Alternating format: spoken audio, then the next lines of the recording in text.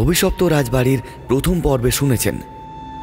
আপনি আপনি দয়া করে আমার বাড়িতে আর আমার শ্বশুর বাড়িতে একটু টেলিগ্রাম করে দিতে পারবেন? তাহলে খুব উপকার হবে। আরে নিশ্চয়ই করে দেব, তাও বলছি একটু ভেবে দেখবেন আমার কথাটা। কথাটা শেষ করে উঠতে যাবে সুকুমার বাবুর চোখ পড়ল পিউয়ের ওপর। শিউরে উঠলেন তিনিও। কি অদ্ভুত চাহনি, যেন মরা মাছের চোখ ওর দিকে এক দৃষ্টিতে তাকিয়ে আছে। সময় নষ্ট না করে দ্রুত সাইকেল নিয়ে বেরিয়ে পড়ল সুকুমার বাবু। তাহলে চলুন শুরু করা যাক আবির দাসের লেখা অভিশপ্ত রাজবাড়ির দ্বিতীয় পর্ব। পরের দিন মহা সমস্যায় পড়ল দেব। রাজমিস্ত্রি এসে বলল, এই বাড়ির কাজ ওরা আর করবে না, কারণ এখানে অপদেবতা বাস করে। দেব আপ্রাণ চেষ্টা করল বোঝানোর, কিন্তু কোনো লাভ হলো না। অগত্যা সে টাকা পয়সা মিটিয়ে ওদের বিদায় করল।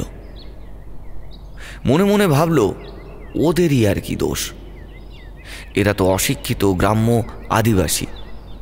সুকুমারবাবু যে কিনা শিক্ষিত, সেও এই সমস্ত অপদেবতা বিশ্বাস করে। আর এরা কোনছা? দিব্যেন্দুকে খবরটা পাঠানো হলো লোকজন ব্যবস্থা করার জন্য। এদিকে দিনকে দিন পিউয়ের শরীরের অবনতি হচ্ছে।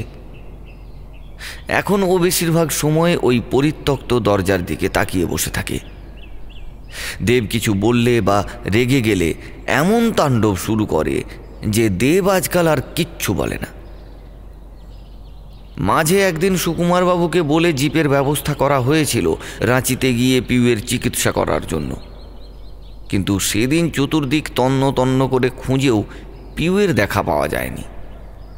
অতঃপর জিপটা ছেড়ে দিতেই পিউয়ের দেখা পাওয়া গেল একটা সেগুন গাছ থেকে। সে তর তর করে নেমে আসছে, মুখে বিভৎস হাসি।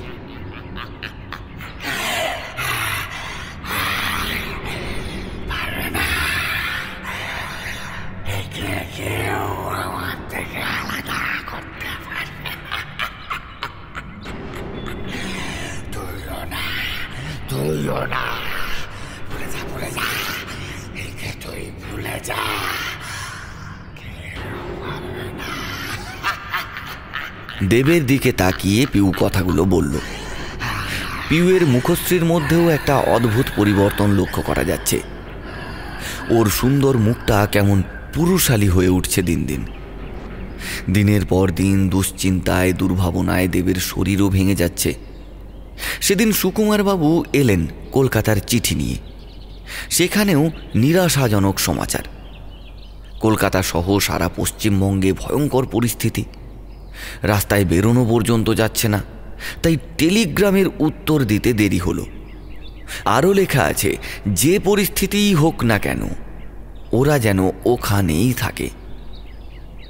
কিন্তু এখানকার পরিস্থিতি যে কি, সেটা তো কলকাতায় বসে বোঝা সম্ভব নয়।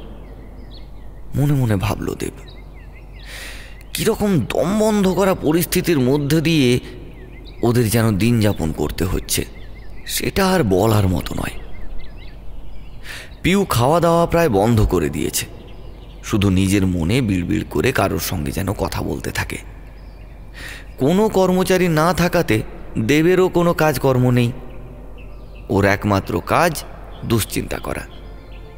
সব সময় নেতিবাচক চিন্তায় মাথাটা খারাপ হয়ে যাওয়ার জোগাড়। সেদিন সকালে ও বেরিয়ে পড়ল প্রকৃতির কোলে একটু হাঁটলে যদি মনটা ভালো হয় সেই উদ্দেশ্যে। একটু এগোতেই কেউ ওর সামনে ধুপ করে যেন লাফ মেরে এসে পড়ল। হ্যাঁ, এ তো সেই পাগলটা। ওকে দেখেই দেবের মাথায় আগুন জ্বলে উঠল। তবে রে বলে একটা শাল গাছের ডাল ভেঙে পাগলটার দিকে তেড়ে গেল। কিন্তু দেবকে অবাক করে পাগলটা হাত জড়ো করে দাঁড়িয়ে রইল, মুখে সেই একই বুলি,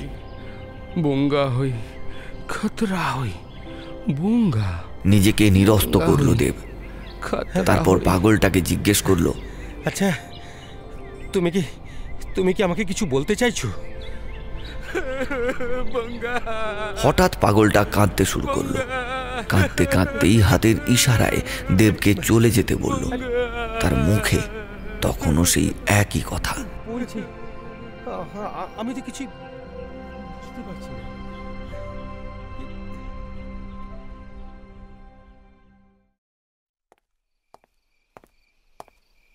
বাড়ি ফিরে এসে দেখলো পিউ ঘুমোচ্ছে। বীরসাকে জিজ্ঞেস করে জানতে পারল পিউ একবার উঠেছিল। দেব কোথায় জানতে চেয়ে একবার বাথরুমে গিয়ে আবার এসে শুয়ে পড়েছে। আপাত দৃষ্টিতে ওকে স্বাভাবিক বলে মনে হলেও আদপে যে সেটা কতটা ভুল ছিল সেটা রাতে টের পেল দেব। আজকাল দেবের ভালো করে ঘুম আসে না, আর একটু তন্দ্রা মতো আসে, আবার কোনো কারণে সেটা ভেঙে যায়। রাত তখন বেশ গভীর। দেবের তন্দ্রা মতো এসেছিল। খুট করে একটা শব্দ, সেই শব্দেই ঘুমটা চটে গেল। আর সে চোখ খুলে দেখল পিউ খুব সন্তর্পণে পা টিপে টিপে নিজের জায়গায় এসে শুয়ে পড়ল। এরই মধ্যে দেব লক্ষ্য করল পিউয়ের মুখে তাজা রক্তের ছোপ। আজকাল পিউয়ের শরীর থেকে অস্বাভাবিক দুর্গন্ধ বেরোয়।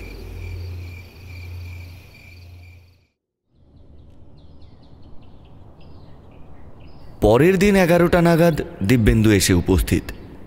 চোখে মুখে কেমন একটা বিধ্বস্ত ভাব। দেব তাড়াতাড়ি একটা বসার জায়গা এগিয়ে দিয়ে কি হয়েছে জিজ্ঞেস করতেই সে বলল, হ্যাঁ, আর বলবেন না।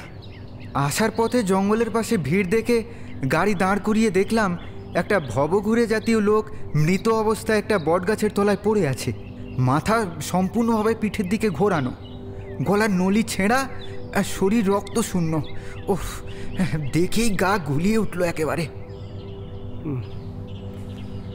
আমার খুব ভুল না হলে ওই পাগলটার দেখা আমি মাঝে মাঝেই পেতাম।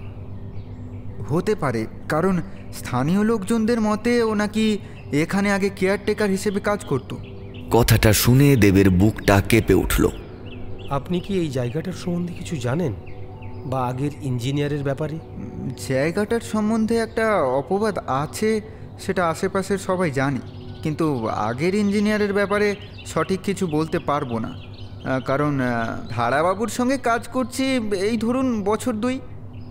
আগে অন্য লোক কাজ করত, উনিও এই ব্যাপারে কোনো দিনই খোলসা করে কিছু বলেনি। যাই হোক, বৌদি কোথায় দেখতে পাচ্ছি না। বলেই দিব্যেন্দুর চোখ পড়ল পাশের দরজাটার উপর, আর সঙ্গে সঙ্গেই একটা মৃদু আর্তনাদ বেরিয়ে এলো গলা থেকে। দিব্যেন্দুর দৃষ্টি অনুসরণ করে দেব পেছনে তাকাতেই দেখল দরজার কার্নিশে পিউ দাঁড়িয়ে দাঁড়িয়ে ওদের কথা শুনছে। মুখে একটা অবর্ণনীয় ভাব, যেন জিঘাংসা ঠিকরে বেরোচ্ছে। আরে আরে বৌদির কি হয়েছে? চোখ মুখের এরকম অবস্থার কারণ কি? ঠিক আছে, চলুন একটু কাজের অগ্রগতিটা আপনাকে দেখাই। বলে দিব্যেন্দুকে প্রাসাদের অন্য প্রান্তে নিয়ে গেল। দিব্যেন্দু বুঝতে পারল দেব ওকে কিছু বলতে চায়, যেটা ও নিজের স্ত্রীর সামনে বলতে পারবে না, তাই এখানে নিয়ে এসেছে। আমার স্ত্রীর ব্যাপারটা নিয়ে আপনার সঙ্গে একটু আলোচনা করার ছিল। বিগত বেশ কিছুদিন ধরে পিউর শারীরিক আর চারিত্রিক পরিবর্তন লক্ষ্য করছি আমি। বলে দেব প্রথম থেকে সব ঘটনাটা দিব্যেন্দুকে বলল। সব শুনে দিব্যেন্দু বলল, আমার সঙ্গে কাকে মেন্টাল হসপিটালের এক বড় ডাক্তারের চেনা জানা আছে। আপনি যদি বলেন তাহলে আমি ওনার সঙ্গে কথা বলে রাখতে পারি। তারপর উনি সময় দিলে বৌদিকে নিয়ে ওনার কাছে চলে আসবেন। আমি জিপ পাঠিয়ে দেব। এরপর প্রায় 3-4 দিন কেটে গেছে। দিব্যেন্দু এখনো কোনো খবর পাঠায়নি।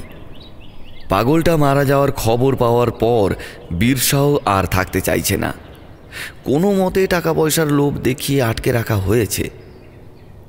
পিউয়ের অবস্থা কোনো রকম পরিবর্তন হয়নি, উল্টে আরও অবনতি হয়েছে। প্রত্যেক রাতে সে কোথাও একটা বেরিয়ে যায়, আর আশ্চর্যজনকভাবে সেটা দেব বুঝতেও পারে না। সে ফিরলে পরে দেবের ঘুম ভাঙে। আর প্রতিদিনই ওর গালের পাশে ঠোঁটের কোণে রক্ত লেগে থাকতে দেখে সে। একদিন দেব কঠিন কণ্ঠে জিজ্ঞেস করল, রোজ রাতে তুমি কোথায় যাও পিউ? খাবার খেতে।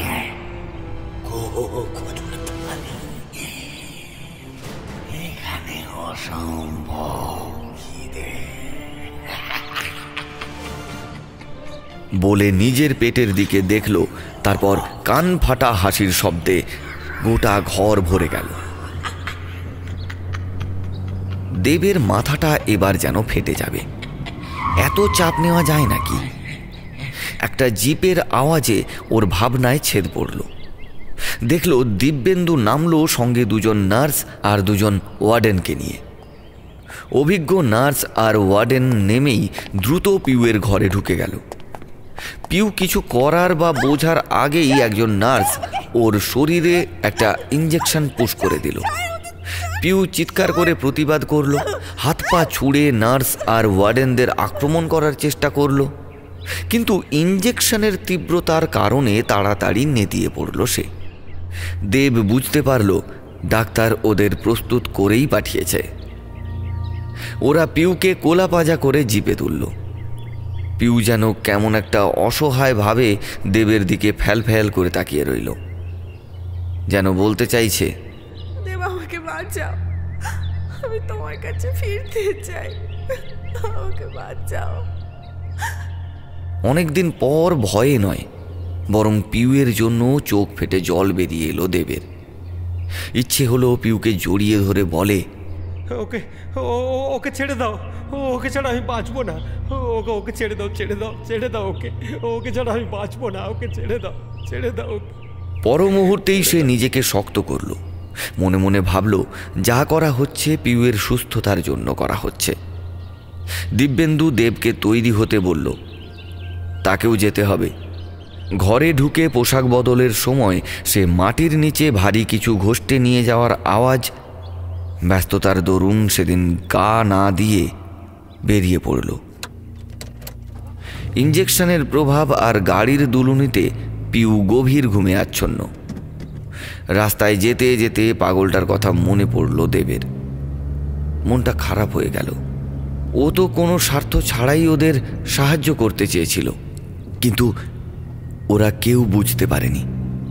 একটা কথা মনে পড়তেই শিউরে উঠল দেব। আচ্ছা, ওই পাগলটার মৃত্যুর যে বর্ণনা দিব্যেন্দু দিয়েছিল, সেটা তো কোনো সাধারণ মানুষের পক্ষে করা অসম্ভব। তাহলে কি? আর ভাবতে পারল না দেব। এবার ওর চোখ পড়ল পিউয়ের দিকে। সে দেবের দিকে এক দৃষ্টে তাকিয়ে আছে, আর মুখে লেগে রয়েছে রহস্যময় এক চিলতে হাসি, যেন সে বলতে চাইছে, ও যা ভাবছে সেটা ঠিকই ভাবছে।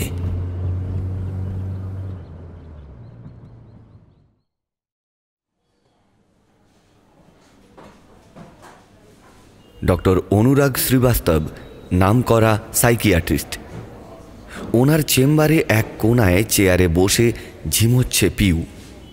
ডক্টর শ্রীবাস্তব কথা বলছে দেবের সঙ্গে। এত দেরি করলেন কেন? পেশেন্টের অবস্থা খুব একটা ভালো মনে হচ্ছে না।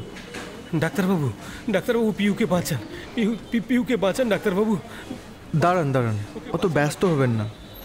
ওনার দীর্ঘ চিকিৎসার প্রয়োজন। আজ ওকে আমি কাকেতে রেফার করে দিচ্ছি। আরও অনেক পরীক্ষা নিরীক্ষার প্রয়োজন, আর এত সরঞ্জাম তো আমার কাছে নেই। বলে ডক্টর শ্রীবাস্তব প্রেসক্রিপশন প্যাড বের করলেন। তারপর হাসপাতালে ভর্তির কথা লিখে দিলেন তাতে। ডক্টর শ্রীবাস্তব এও বলে দিলেন যে দেব যেন অতি অবশ্যই হাসপাতালে থাকে, কারণ যে কোনো মুহূর্তে ওষুধ আরও আনুষাঙ্গিক জিনিসপত্রের দরকার হতে পারে। হাসপাতালের ঘড়িতে ঢং ঢং করে 12টা বাজার সংকেত দিল। দেব একবার চোখ মেলে দেখল পিউ অঘোরে ঘুমুচ্ছে। হাত পা বেডের সঙ্গে বাঁধা, স্যালাইন চলছে। চেয়ারে হেলান দিয়ে আবার চোখ বন্ধ করতে যাবে এমন সময় লাফিয়ে উঠল দেব। পিউয়ের চোখ খোলা, মুখে একটা অমানুষিক ঘড়ঘড়ে আওয়াজ। হঠাৎ করে ঘরের ভেতরের সমস্ত ড্রয়ার, কাপ, বোর্ড নিজের থেকেই খুলছে আর বন্ধ হচ্ছে। আচমকা জানালাগুলো নিজের থেকে খুলে বন্ধ হতে লাগলো।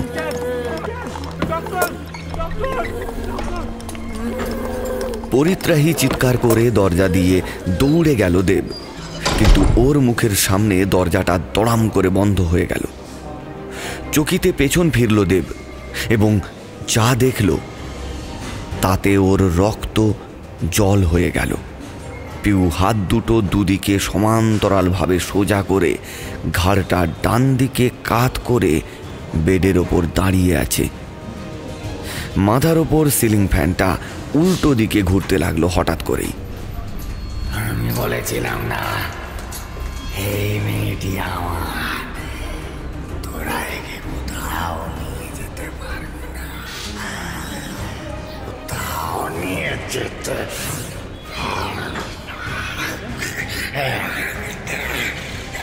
বলে পিউ বেড থেকে নেমে দুহাত দিয়ে দেবের গলাটা টিপে ধরল।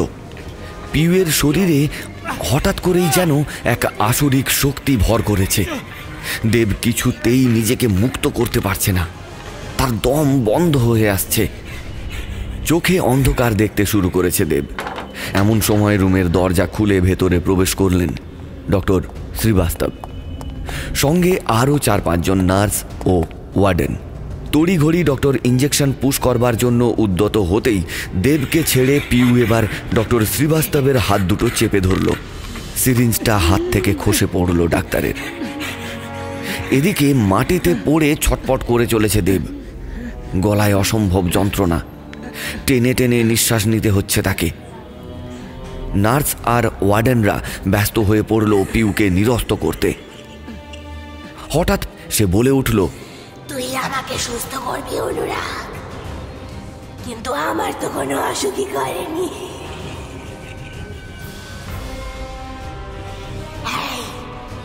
এই ছোকরা, তুই কুন্দন শ্রীবাস্তবের ছেলে না? ডক্টর শ্রীবাস্তবের চোখ বিস্ফারিত, মুখ দিয়ে আর কোনো কথা সরছে না তার। আরো শুনতে চাস? তোর বাবার বাবা মানে ধীরু শ্রীবাস্তব আমার বাড়ির তাবেলা পরিষ্কার করত, গোড়াকে চান করাতো, ওদের খেতে দিত।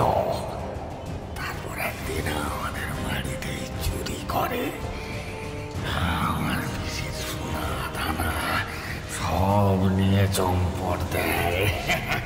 দেখেই বোঝা যাচ্ছে ডক্টর শ্রীবাস্তব প্রবল অস্বস্তির মধ্যে পড়েছেন। তারপর তোর বাপ কুন্দন, সেও এক হীরের টুকরো, ধনীরামের বাড়িতে ওর হিসেব পত্র দেখাশোনা করত। ধনীরামের 3-3টে পেট্রোল পাম্প, তাছাড়া ওর অনেক ব্যবসা। তোর বাপকে নিজের ছেলের মতো ভালোবাসত ধনীরাম, কিন্তু তোর বাপের চরিত্রে তো মাসি এক হয়ে গিয়েছিল।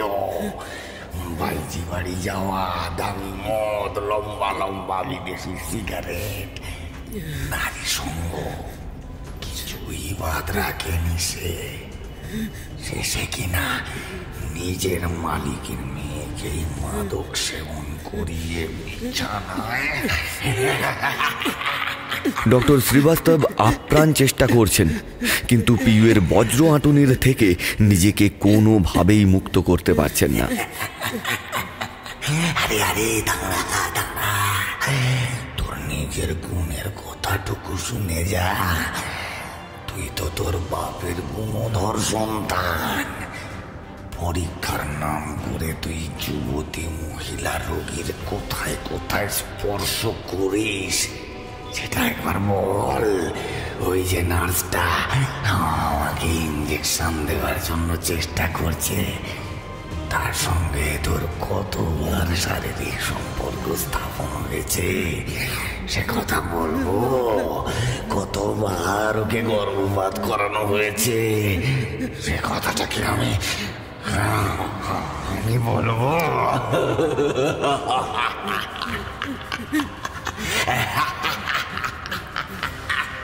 ডক্টর শ্রীবাস্তব কোনো মতে নিজেকে মুক্ত করে দৌড়ে বেরিয়ে গেলেন। নার্সটিও মাথা নিচু করে দাঁড়িয়ে রইল। খ্যাক খ্যাক করে হাসতে হাসতে বিছানায় লম্বা হয়ে শুয়ে পড়ল পিউ। অন্য নার্স ও ওয়ার্ডেনরা সেই সুযোগে পিউকে আবার বেঁধে ফেলে ঘুমের ইঞ্জেকশন পুশ করে দিল। যতক্ষণ না পিউ ঝিমিয়ে পড়ল ততক্ষণ ছাদের দিকে তাকিয়ে একইভাবে হাসতে থাকল। আর সেই নার্সটি মাথা নিচু করে একটা চেয়ারেই বসে রইল। এই রকম বিশ্রী অপ্রস্তুত অবস্থার মধ্যে আগে কোনো দিনও পড়েনি দেব। ধীর পায়ে ডক্টর শ্রীবাস্তবের জন্য নির্দিষ্ট চেম্বারের দিকে এগিয়ে গিয়ে দেখল তিনি টেবিলের ওপারে মাথা নিচু করে বসে আছেন। তা বলছি কি, আপনি কি আমার স্ত্রীর চিকিৎসা করবেন? কোনো রকম ভনিতা ছাড়াই সোজাসুজি প্রশ্নটা করল দেব। দুদিকে মাথা নেড়ে না বলল ডক্টর শ্রীবাস্তব। কাকের মতো স্বনামধন্য মানসিক হাসপাতালের এক প্রসিদ্ধ ডাক্তারের চারিত্রিক গুণ প্রকাশ্যে আসাটা তিনি কোনোভাবে মেনে নিতে পারলেন না। একই রকমভাবে মাথা নিচু করেই বললেন, আপনি অন্য ডাক্তার দেখেনি। আর কোনো কথা বলল না দেব। একরাশ নিরাশা যেন তাকে ঘিরে ধরেছে। ডক্টরের চেম্বার থেকে বেরোবার মুখে তার সঙ্গে দেখা হলো সুকুমার বাবু আর দিব্যেন্দুর সঙ্গে। উদ্বিগ্ন মুখে সুকুমার বাবু জিজ্ঞেস করলেন, বৌমা এখন কেমন আছে? তোমার কর্মস্থলে গিয়ে বীরসার কাছে সব শুনে সত্তর এখানেই চলে এলাম। দিব্যেন্দুর কাছে জানতে পারলাম তোমরা এখানে আছো। পিউ ভালো নেই সুকুমার বাবু, পিউ ভালো নেই। চিন্তা করো না, সব ঠিক হয়ে যাবে। ভেঙে পড়লে তো চলবে না, শক্ত হও। আমি তোমার কাছে গিয়েছিলাম একটা সংবাদ দিতে। তোমার আর বৌমার বাড়ির লোকজন আসছে, বুঝলে। পশ্চিমবঙ্গের পরিস্থিতি কিছুটা স্বাভাবিক হয়েছে। ওরা হয়তো আগামী সপ্তাহের শেষের দিকে এখানে এসে পৌঁছে যাবে। নিরাশার মরুভূমির মধ্যে এই খবরটা যেন এক টুকরো মরুদ্যান। চোখ মুছে উঠে দাঁড়ালো দেব। সে বুঝতে পারল এই অচেনা জায়গায় এই দিব্যেন্দু, সুকুমার বাবু, শনিচার, বীরসা এরা কত আপন, কত কাছের মানুষ হয়ে উঠেছে। কালকের পর থেকে পেটে তো কিছু পড়েনি মনে হচ্ছে। চলুন এখানে তো এই মুহূর্তে আমাদের কোনো কাজ নেই। একটু কিছু মুখে দিতে দিতে বৌদির ব্যাপারটা শোনা যাবে। হাসপাতালের বাইরে এক মিষ্টির দোকানে ঢুকে কচুরি আর অমৃতি অর্ডার দিয়ে দেব বলতে শুরু করল। সম্পূর্ণ ঘটনাটা শোনার পর দিব্যেন্দু আর সুকুমার বাবুর একই বক্তব্য, এটা কোনো সাধারণ মাথা খারাপের লক্ষণ নয়, এটা অতিপ্রাকৃত একটা ব্যাপার। কাল রাতের ঘটনার পর দেবেরও ধীরে ধীরে এটাকে অশরীরী কর্মকাণ্ড বলেই ধারণা জন্মাচ্ছিল। দেখুন, আমার মনে হয় কোনো সিদ্ধান্তে আসার আগে আমাদের অন্য ডক্টরের মতামত নেওয়া দরকার। তাছাড়া আমার মনে হয় একবার পূর্ণিয়ায় গিয়ে বীর সিংহের সঙ্গে দেখা করে কথা বলে আসলে ভালো হয়, কারণ ওনাদের কাছে কিছু তথ্য পাওয়া গেলেও যেতে পারে। আপনার যদি কোনো আপত্তি না থাকে তাহলে আমিও আপনার সঙ্গে যেতে পারি। এরপর ওরা তিনজন উঠে হাসপাতালের চিফ মেডিকেল অফিসার ডক্টর গুপ্তার সঙ্গে দেখা করে নিজেদের বক্তব্য রাখল। উনিও যথেষ্ট আন্তরিকভাবে নিজেই পিউয়ের চিকিৎসার দায়িত্ব নিলেন।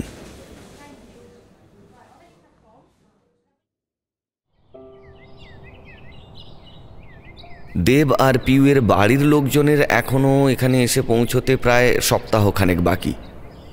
এর মধ্যেই দিব্যেন্দু আর দেব রওনা দিল পূর্ণিয়ার উদ্দেশ্যে। শনিচার ওদের আশ্বস্ত করেছে এদিকে কোনো প্রয়োজন হলে ও সামলে দেবে। পূর্ণিয়ার স্টেশনে পৌঁছতে প্রায় 2 দিন লাগলো। এখানে এসে ওরা বীর সিংহের বাড়ির খোঁজ করল এবং সে বাড়ির ঠিকানা ওরা পেয়েও গেল। তার সঙ্গে এও জানতে পারল বীর সিং গত হয়েছে দীর্ঘদিন আগেই। এখন তার উত্তর পুরুষ দিন সিংয়ের ওপর সমস্ত দায়ভার। পৌঁছতে পৌঁছতে সন্ধে গড়িয়ে যাওয়াতে ওরা স্টেশনের ওয়েটিং রুমেই বিশ্রাম নিয়ে নিল। তার পরের দিন বেরিয়ে পড়ল দিন সিংয়ের বাড়ির উদ্দেশ্যে। সেখানে পৌঁছে ওদের হতোদ্যম হতে হলো। দুর্গের মতো বাড়ি, নিশ্ছিদ্র নিরাপত্তা। একজন রক্ষীকে গিয়ে দেব বলল সে দিন সিংয়ের সঙ্গে দেখা করতে চায়। কি ব্যাপারে? ব্যক্তিগত ব্যাপারে। রক্ষী এবার ওদের পরিচয় জিজ্ঞেস করে ভেতরে প্রবেশ করলো। তারপর কিছুক্ষণ পর ফিরে এসে বলল, উনি বললেন উনি আপনাদের চেনেন না, তাই দেখা করতে পারবেন না। তোমার বাবুকে গিয়ে বলো ওর জন্যে আমার স্ত্রী আজ মৃত্যুর সঙ্গে পাঞ্জা লড়ছে। উনি দেখা না করলে আমি থানায় যাব, আমি পুলিশ ডাকবো। তবে তাই করুন, এখানে বেশি ঘেউ ঘেউ করবেন না। কি বললি? আমি ঘে ঘেউ করছি? দাঁড়া দাঁড়া, তোকে দেখাচ্ছি মজা। বলেই রক্ষীর উর্দিটা চেপে ধরতে যাবে, দিব্যেন্দু সেটা আগে থেকে বুঝতে পেরে দেবকে নিরস্ত করল। এদিকে তুমুল চিৎকার চেঁচামেচি শুরু হওয়ায় একজন সুপুরুষ যুবক বেরিয়ে এলো। দেখতে সুপুরুষ হলেও চোখে মুখে একটা বেপরোয়া ভাব। জলদগম্ভীর আওয়াজে জিজ্ঞেস করল, क्या हुआ शुक्राम? इतना हल्ला किस बात का? देखिए ना साहब, ये लोग बड़ा साहब से मिलने के लिए हुज्जुत कर रहा है, माना करने के बाद भी नहीं सुन रहा है। যুবকটি ওদের দিকে কঠিন দৃষ্টি হেনে জিজ্ঞেস করল, আপনারা কে আর এখানে কি দরকার? পাত্রাতুর কাছে দিনসিংহবাবুর যে সম্পত্তিটা আছে সেটা নিয়ে ওনার সঙ্গে কথা বলতে চাই। উনি অসুস্থ, আর ওই সম্পত্তি উনি অনেক আগেই বিক্রি করে দিয়েছেন, তাই ওই ব্যাপারে উনি কিছুই বলবেন না। ওই সম্পত্তির জন্যে আমার স্ত্রীর জীবন সংশয় হওয়ার উপক্রম। ওনার সঙ্গে কথা না বলে আমি এক পাও নড়ব না। এ বাঙালি বাবু, বেশি ঝামেলা পাকালে পূর্ণিয়া তো দূর, আমার বাড়ির চত্বর থেকেও বেরোতে পারবেন না। এই বিশাল বাড়ির কোনো কোনায় পুঁতে রেখে দেব, কেউ জানতেও পারবে না। তোমাদের যা জানবার, যা ঝামেলা করবার, যে ওই সম্পত্তিটা কিনেছে তার সঙ্গে করো। এবার বাড়ির ভেতর থেকে একটা গলার আওয়াজ পাওয়া গেল, একটু দুর্বল আর একটু কাঁপা কাঁপা। কি হয়েছে রে দীপক? কার সঙ্গে ঝামেলা করছিস? কিছু না দাদাজি, আমি সামলে নিচ্ছি, তুমি বিশ্রাম করো। কিন্তু দীপক নামের যুবকটির কথাকে গ্রাহ্য না করে এক বৃদ্ধ ব্যক্তি বেরিয়ে এলেন। বয়স্ক হলেও চেহারার মধ্যে একটা আভিজাত্য দৃশ্যমান। উনি বেরিয়ে এলে যুবক আর রক্ষী দুজনেই সম্ভ্রম দেখিয়ে দূরে গিয়ে দাঁড়ালো। আপনারা? বৃদ্ধ জিজ্ঞেস করল। দিব্যেন্দু নিজের পরিচয় দিতে বৃদ্ধ যেন একটু চমকে উঠে বলল, ভেতরে আসুন, ভেতরে আসুন। তারপর দীপক আর রক্ষী দুজনকেই ভৎসনা করে বললেন, ঘরে আসা মেহমানের সঙ্গে এরকম ব্যবহার করতে হয়? আর দীপক, এই শিক্ষা তোমাকে আমরা দিয়েছি। এনারা নিশ্চয়ই কোনো বিপদে পড়ে এসেছেন। যাও যাও, ভেতরে বসবার জায়গা করে দাও আমাদের তিনজনের জন্যে। দীপক চুপচাপ ভেতরে চলে গেল। তিনজনে ভেতরে ঢুকে ছায়া ঘন বনে তিনটে আরাম কেদারায় গিয়ে বসল। হ্যাঁ, এবার বলুন। দেব সম্পূর্ণ ঘটনাটা বলল। বৃদ্ধ মনোযোগ সহকারে পুরোটা শুনলেন। তারপর বললেন, আজ থেকে প্রায় 7-8 বছর আগে একজন আমার কাছে এসেছিল ওই সম্পত্তিটা কেনার জন্য। কি নাম যেন, কি নাম? আচ্ছা, ধারাবাবু বলে কেউ কি? হ্যাঁ হ্যাঁ হ্যাঁ, ধারা। আমি মানা করেছিলাম, কারণ আমার পরিবারের এক অভিশপ্ত ইতিহাস ওখানেই সমাপন হয়েছিল। তারপর থেকে ওই জায়গাটা শাপিত, গ্রামের লোকেরাও ওদিকটায় যায় না। ইতিমধ্যে একজন দেব আর দিব্যেন্দুর জন্য সিঙ্গাড়া আর জিলিপি নিয়ে সামনের টেবিলে রেখে গেল, আর তিনজনের জন্যেই বাদামের শরবত। কিছু মনে না করলে আপনার পরিবারের সেই ইতিহাসটা জানা যাবে? দেখুন, আজ আপনারা বিপদে পড়ে আমার কাছে এসেছেন, তাই আমি আপনাদের নিরাশ করব না। তবে এই ব্যাপারটা আমাদের তিনজনের মধ্যেই সীমাবদ্ধ থাকবে, এই আশাটা আমি করব। বাদামের শরবতে একটা চুমুক দিয়ে বৃদ্ধ আবার শুরু করলেন।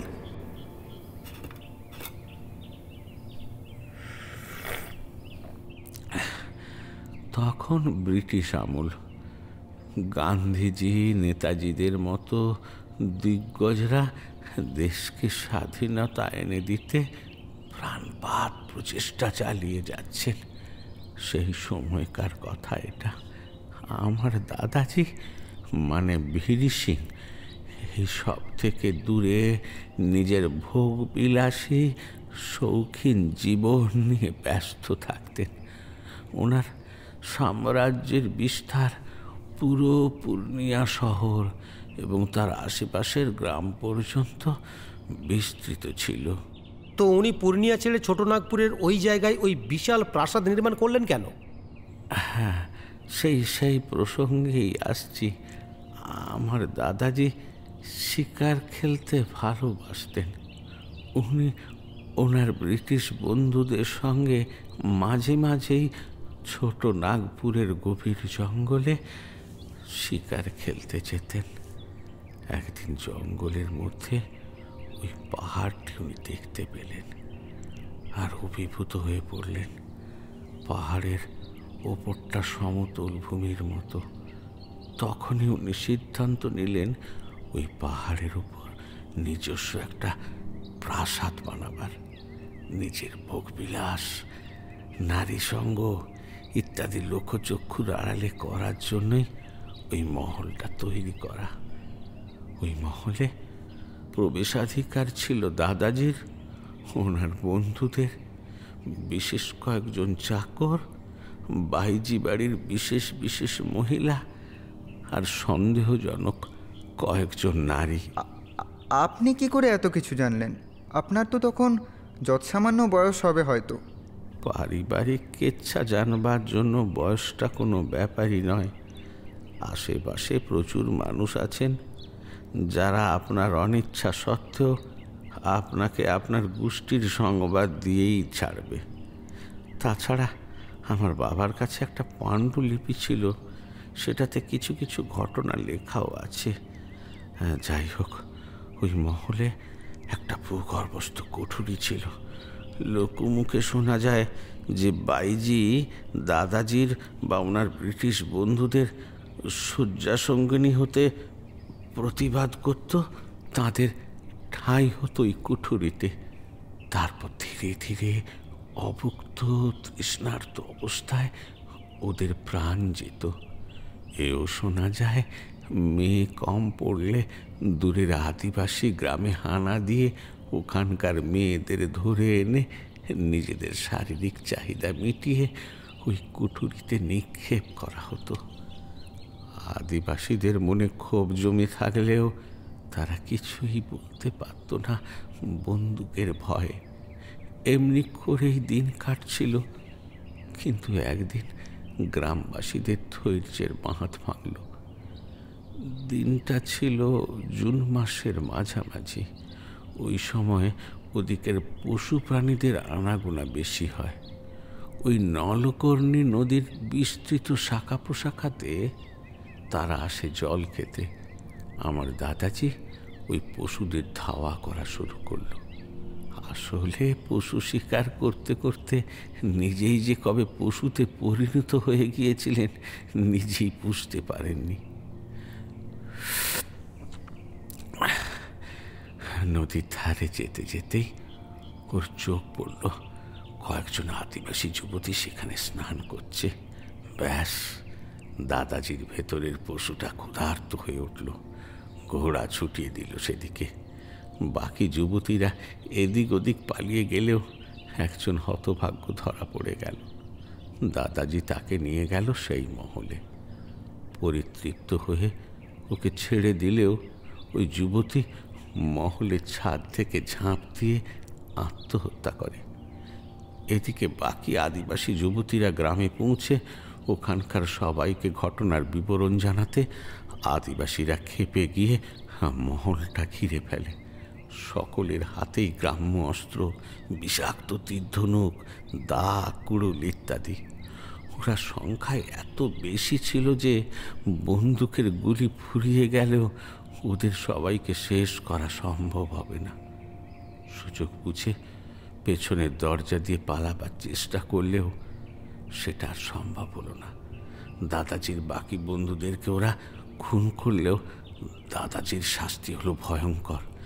দাদাজি যেরকমভাবেই চোরাকুটুরিতে অবাধ্য রমণীদের নিক্ষেপ করত, ঠিক ওরাও সেইভাবে দাদাজিকে ওই কুটুরিতে বন্দি করে রাখলো, যাতে কোনোভাবেই নিজেকে মুক্ত না করতে পারে।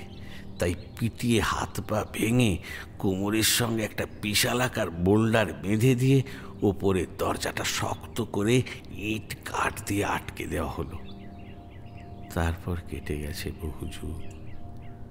আমরা আর ওই সম্পত্তির ব্যাপারে মাথা ঘামাইনি। কয়েক বছর আগে আমার এক কাকা পুরনো দলিল দস্তাবেজ ঘেঁটে ওই মহলটার খোঁজ পায়। তিনি সেটি সংস্করণ এবং সংরক্ষণের জন্য ওখানে যান, কিন্তু ওখানে পৌঁছাবার পর ওনার আর কোনো খোঁজ পাওয়া যায়নি। তারপর কলকাতা থেকে ধারাবাবু নামে একজন আসেন আমার কাছে ওই মহলটা কেনার জন্য। আমি মানা করেছিলাম, কিন্তু উনি ভীষণভাবে নাছোড়বান্দা হয়ে উঠলেন। আমিও ভাবলাম ঠিক আছে, ওই সম্পত্তিটা তো এমনিই পড়ে আছে, বিক্রি করে দিই। কিন্তু এখন মনে হচ্ছে ভীষণ ভুল করেছিলাম। যাই হোক, আপনাদের ওই বিপদের মুখে ফেলে দেওয়ার জন্য কিন্তু ওই ধারাবাবু অনেকাংশে দায়ী। আপনারা বরং একবার ওনার সঙ্গে কথা বলুন। অহেতুক দুটো পয়সার জন্য জেনে শুনে মানুষকে বিপদে ফেলা অপরাধের সমান। কিন্তু এতে পিউ কিভাবে জড়িয়ে পড়ল? বরং যদি ধরে নেওয়া যায় এইসব কোনো দুষ্ট আত্মার কারসাজি, সেক্ষেত্রে তো তার প্রধান লক্ষ্য আমার ওপর হওয়ার কথা, কারণ তার বাসস্থান অর্থাৎ ওই মহলটা ভাঙা কিংবা রিসর্ট তৈরি করার কাজ তো আমিই করছিলাম। এই কথাটা আমাকেও ভাবাচ্ছে। হঠাৎ কি মনে পড়তেই বৃদ্ধ এবার জিজ্ঞেস করলেন, আচ্ছা একটা কথা বলুন তো, পিউয়ের জন্মদিনটা কবে?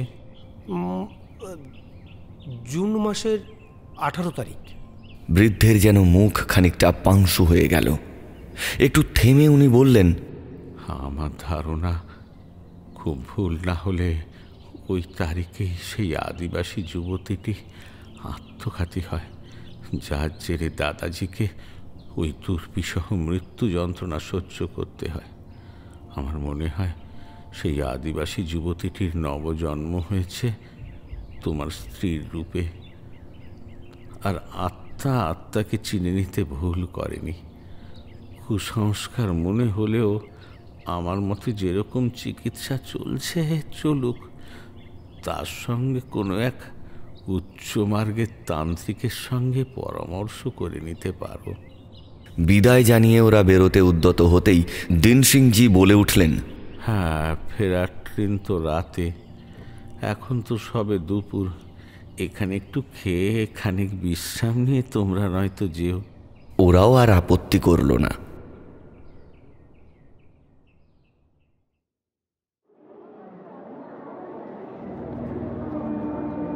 রাঁচি স্টেশনে ট্রেনটা ঢুকতেই দেব আর দিব্যেন্দু পরবর্তী পদক্ষেপ ঠিক করে নিল। দিব্যেন্দু বলল, দেখুন দেববাবু, আমি যতই ধারাবাবুকে শ্রমিক সরবরাহ করি না কেন, যেটা অন্যায় সেটা অন্যায়। আমি চাই আপনি ওনাকে এখানে নিয়ে আসার ব্যবস্থা করুন। কিন্তু এমনি এমনি বললে তো উনি আসবেন না। কোনো একটা বলিষ্ঠ অজুহাত ছাড়া ওনাকে এখানে আনা অসম্ভব, কারণ উনি অসম্ভব ধূর্ত। আর দ্বিতীয় কথা, এখন ধারাবাবুর সঙ্গে প্রতিশোধের থেকেও বেশি জরুরি পিউর সুস্থতা। স্টেশনে নেমে একটু ফ্রেশ হয়ে ওরা ছুটল কাঁকে মেন্টাল হসপিটালে। গিয়ে দেখল পিউ হাত পা বাঁধা অবস্থায় অঘরে ঘুমোচ্ছে। তার চেহারাতে আমূল পরিবর্তন লক্ষ্য করা যাচ্ছে। শরীরের মধ্যে একটা পুরুষালী ভাব। দেব একটু এগিয়ে গিয়ে মাথায় হাত বুলিয়ে দিতে লাগলো। চোখ মেলে তাকালো পিউ। সেদিকে তাকিয়ে আবারও একবার ছিটকে সরে গেল দেব। এত কটকটে লাল চোখ কোনো সাধারণ মানুষের হতে পারে না। দেবকে দেখেই পিউ বিকট শব্দে হেসে উঠল।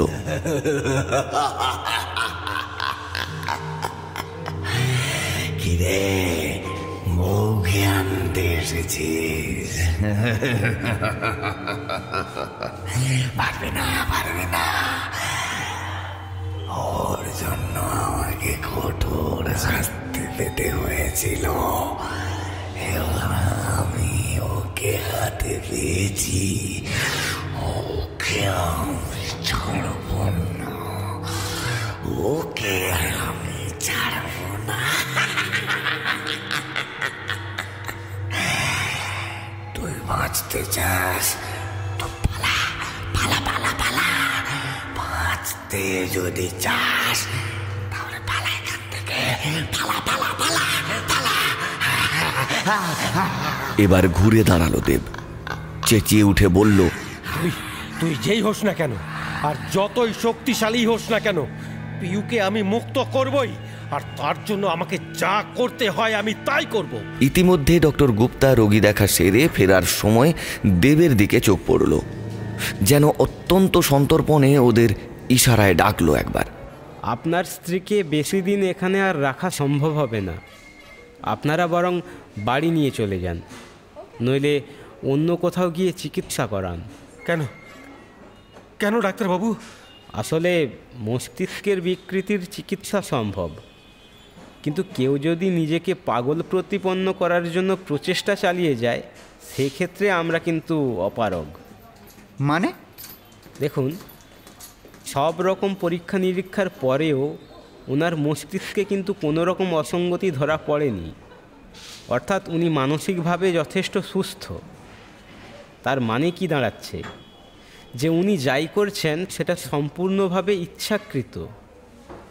আর এই ব্যাপারে আমার ধারণা, এতদিন নিজের চেনা পরিধি থেকে বিচ্ছিন্ন হওয়ার ফলে সম্পূর্ণ নতুন পরিবেশে নিজেকে মানিয়ে নিতে অসুবিধে হচ্ছে ওনার। সেই কারণেই আপনার দৃষ্টি আকর্ষণ করার চেষ্টা চালিয়ে যাচ্ছে।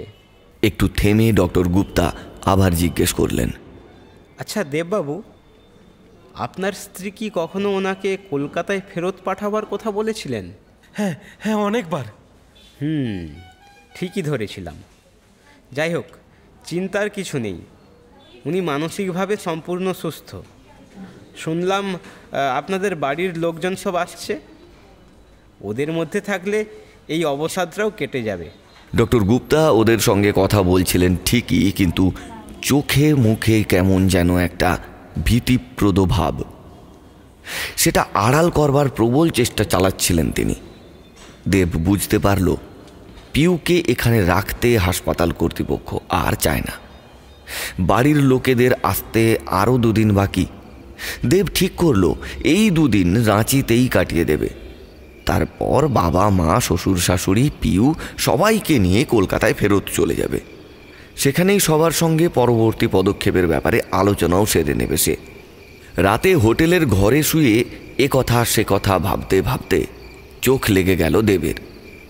এমন সময় সে শুনতে পেল পিউয়ের পরিত্রাহী চিৎকার।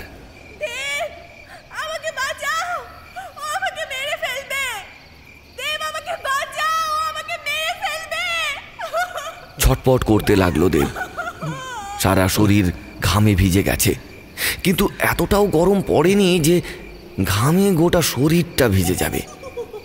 এমন সময় পেছন থেকে কেউ খিক খিক করে হেসে উঠল। চমকে পেছন ফিরে দেখতে চাইল, কিন্তু সে নড়তেও পারল না। হঠাৎই গলায় অসম্ভব চাপ অনুভব হওয়াতে দমটা তার যেন বন্ধ হয়ে আসতে লাগলো। ওর মনে হতে লাগলো ও গভীর জলের মধ্যে ডুবে যাচ্ছে। এমন সময় চোখের সামনে পিউয়ের মুখটা ভেসে উঠল হঠাৎ করেই। পিউ যেন ওর দিকে তাকিয়ে আকুল আরতি জানাচ্ছে। আমাকে ছেড়ে যেও না রে, আমাকে বাঁচতে দেবে না, আমাকে বাঁচাও, আমাকে বাঁচাও। নিজের সর্বশক্তিকে এক করে বিছানা থেকে উঠে বসল দেব। নিজের হাত পা নাড়িয়ে দেখল সেগুলো সচল। তার মানে কি এতক্ষণ ও স্বপ্ন দেখছিল? কি করে হয়? তবে কি এটা ঘুমের অসারতা, মানে যাকে লোকে বোবায় ধরা বলে? কিছুক্ষণ বিছানায় বসে নিজেকে একটু স্থির হওয়ার সময় দিয়ে তারপর বাথরুম গেল। বাথরুম সেরে চোখে মুখে জল দিয়ে বেরোবার সময় চোখ পড়ল নিজের গলার ওপর, আর প্রায় সঙ্গে সঙ্গেই মুখ দিয়ে মৃদু আর্তনাদ বেরিয়ে এলো তার। গলায় আঙুলের ছাপটা এখনো জলজল করছে, তার মানে সত্যি সত্যি কেউ তার গলা টিপে ধরেছিল। হঠাৎ করেই আচমকা লোডশেডিং হয়ে গেল। কোথাও থেকে হালকা আলোর আভা যেন ঘরের ভেতর আসতে থাকলো। সেই আলোর আভাতে আবছাভাবে দেখতে পেল ওর ঠিক পেছনেই কেউ একজন দাঁড়িয়ে আছে। তড়িৎ গতিতে পেছন দিকে ঘুরে এসে কাউকে দেখতে পেল না। তাড়াতাড়ি করে এসে ঘরে ঢুকে টেবিলে রাখা কেরোসিনের ল্যাম্পটা জ্বালিয়ে বিছানায় উঠে বসল। ল্যাম্পের কাঁপা কাঁপা আলোর শিখায় তার আবার দৃষ্টিভ্রম হতে লাগলো। কেরোসিনের আলোর আঁকা বাঁকা আকৃতির আলোক রাশি দেওয়ালের ওপর এক অদ্ভুত আলোকচিত্র তৈরি করেছে, আর সে কারণেই সাহসী দেবের মনে ভীতি সঞ্চার হতে লাগলো। উপরন্তু তার মনে হতে লাগলো ঠিক তার পেছনেই কেউ যেন আছে, কিন্তু তার পেছনে তাকাবার সাহস কিন্তু হলো না। কিছুক্ষণের মধ্যেই অবশ্য আলো চলে এলো, আর তখনই ধরে প্রাণ ফিরে পেল দেব। সে বিছানা থেকে নেমে ল্যাম্পটা নেভাতে গেল, কিন্তু শত চেষ্টা সত্ত্বেও সেটা নিভল না। এত কঠিন যে অগ্নিশিখা হতে পারে সেটা সে না দেখলে বিশ্বাস করত না। সে বুঝতে পারল ঘরে অন্য কারোর উপস্থিতি।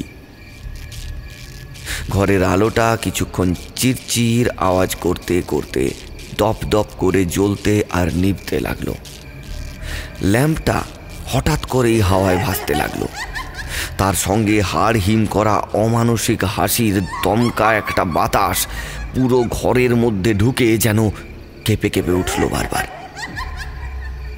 আপ্রাণ হাতড়েও ঘরের মূল দরজাটা সে খুঁজেই পেল না।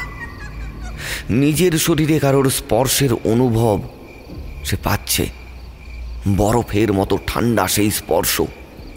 কানের খুব কাছে ফ্যাস ফ্যাসে গলায় কেউ যেন বলে উঠল, তোর বউ এখন আমার শিকার, একে তুই ভুলে যা। আর সহ্য করতে পারল না দেব। ধীরে ধীরে চোখ বন্ধ হয়ে এলো। আপনারা শুনছেন জ্যাম হাব স্টুডিও নিবেদিত শনিবারের গপ্প। এই সেগমেন্টে আবির দাসের লেখা অভিশপ্ত রাজবাড়ি। গল্পের নির্দেশনা ও সূত্রধার আমি ইন্দ্র। নাট্যরূপ ও চরিত্রবিন্যাস আরফান আলী খান। পোস্টার ডিজাইন ও অডিও মিক্স মাস্টার কৃষ্ণেন্দু পাত্র। আবহ সঙ্গীত ও অডিও এডিটে অশ্রু কুমার ভট্টাচার্য। অন্যান্য চরিত্রে অক্ষয় কুমার সেন, কৃষ্ণেন্দু পাত্র, আরফান আলী খান, পলাশ বাড়ি, শর্মিষ্ঠা পাত্র, অর্ণব ভূঁইয়া, অর্পিতা হাজরা, অশ্রু কুমার ভট্টাচার্য, এমডি মুস্তাকিম, সৌরেন চট্টোপাধ্যায়, শুভজিৎ সরকার, সূর্য মাইতি ও আমি ইন্দ্র। তাহলে চলুন ফিরে যাই আবার অভিশপ্ত রাজবাড়িতে।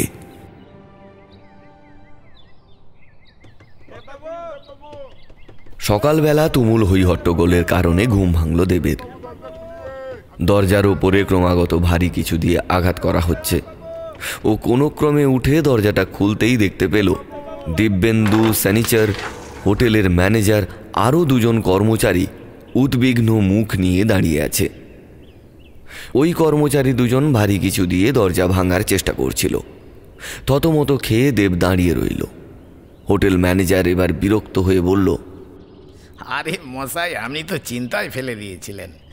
10টা বাজে কোনো হেলদোলই নেই। সকালে চা নিয়ে একজন গেল, কিন্তু কোনো সাড়া নাই পেয়ে চলে এলো।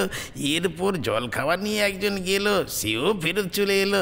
এরপর এই দিব্যেন্দু বাবু আর স্যানিচার্জি এখানে অনেকক্ষণ ডাকাডাকিতেও দরজা না খোলায় আমরা তো ভেঙে ফেলার উপক্রম করছিলাম মশাই। কি যে করেন না আপনারা।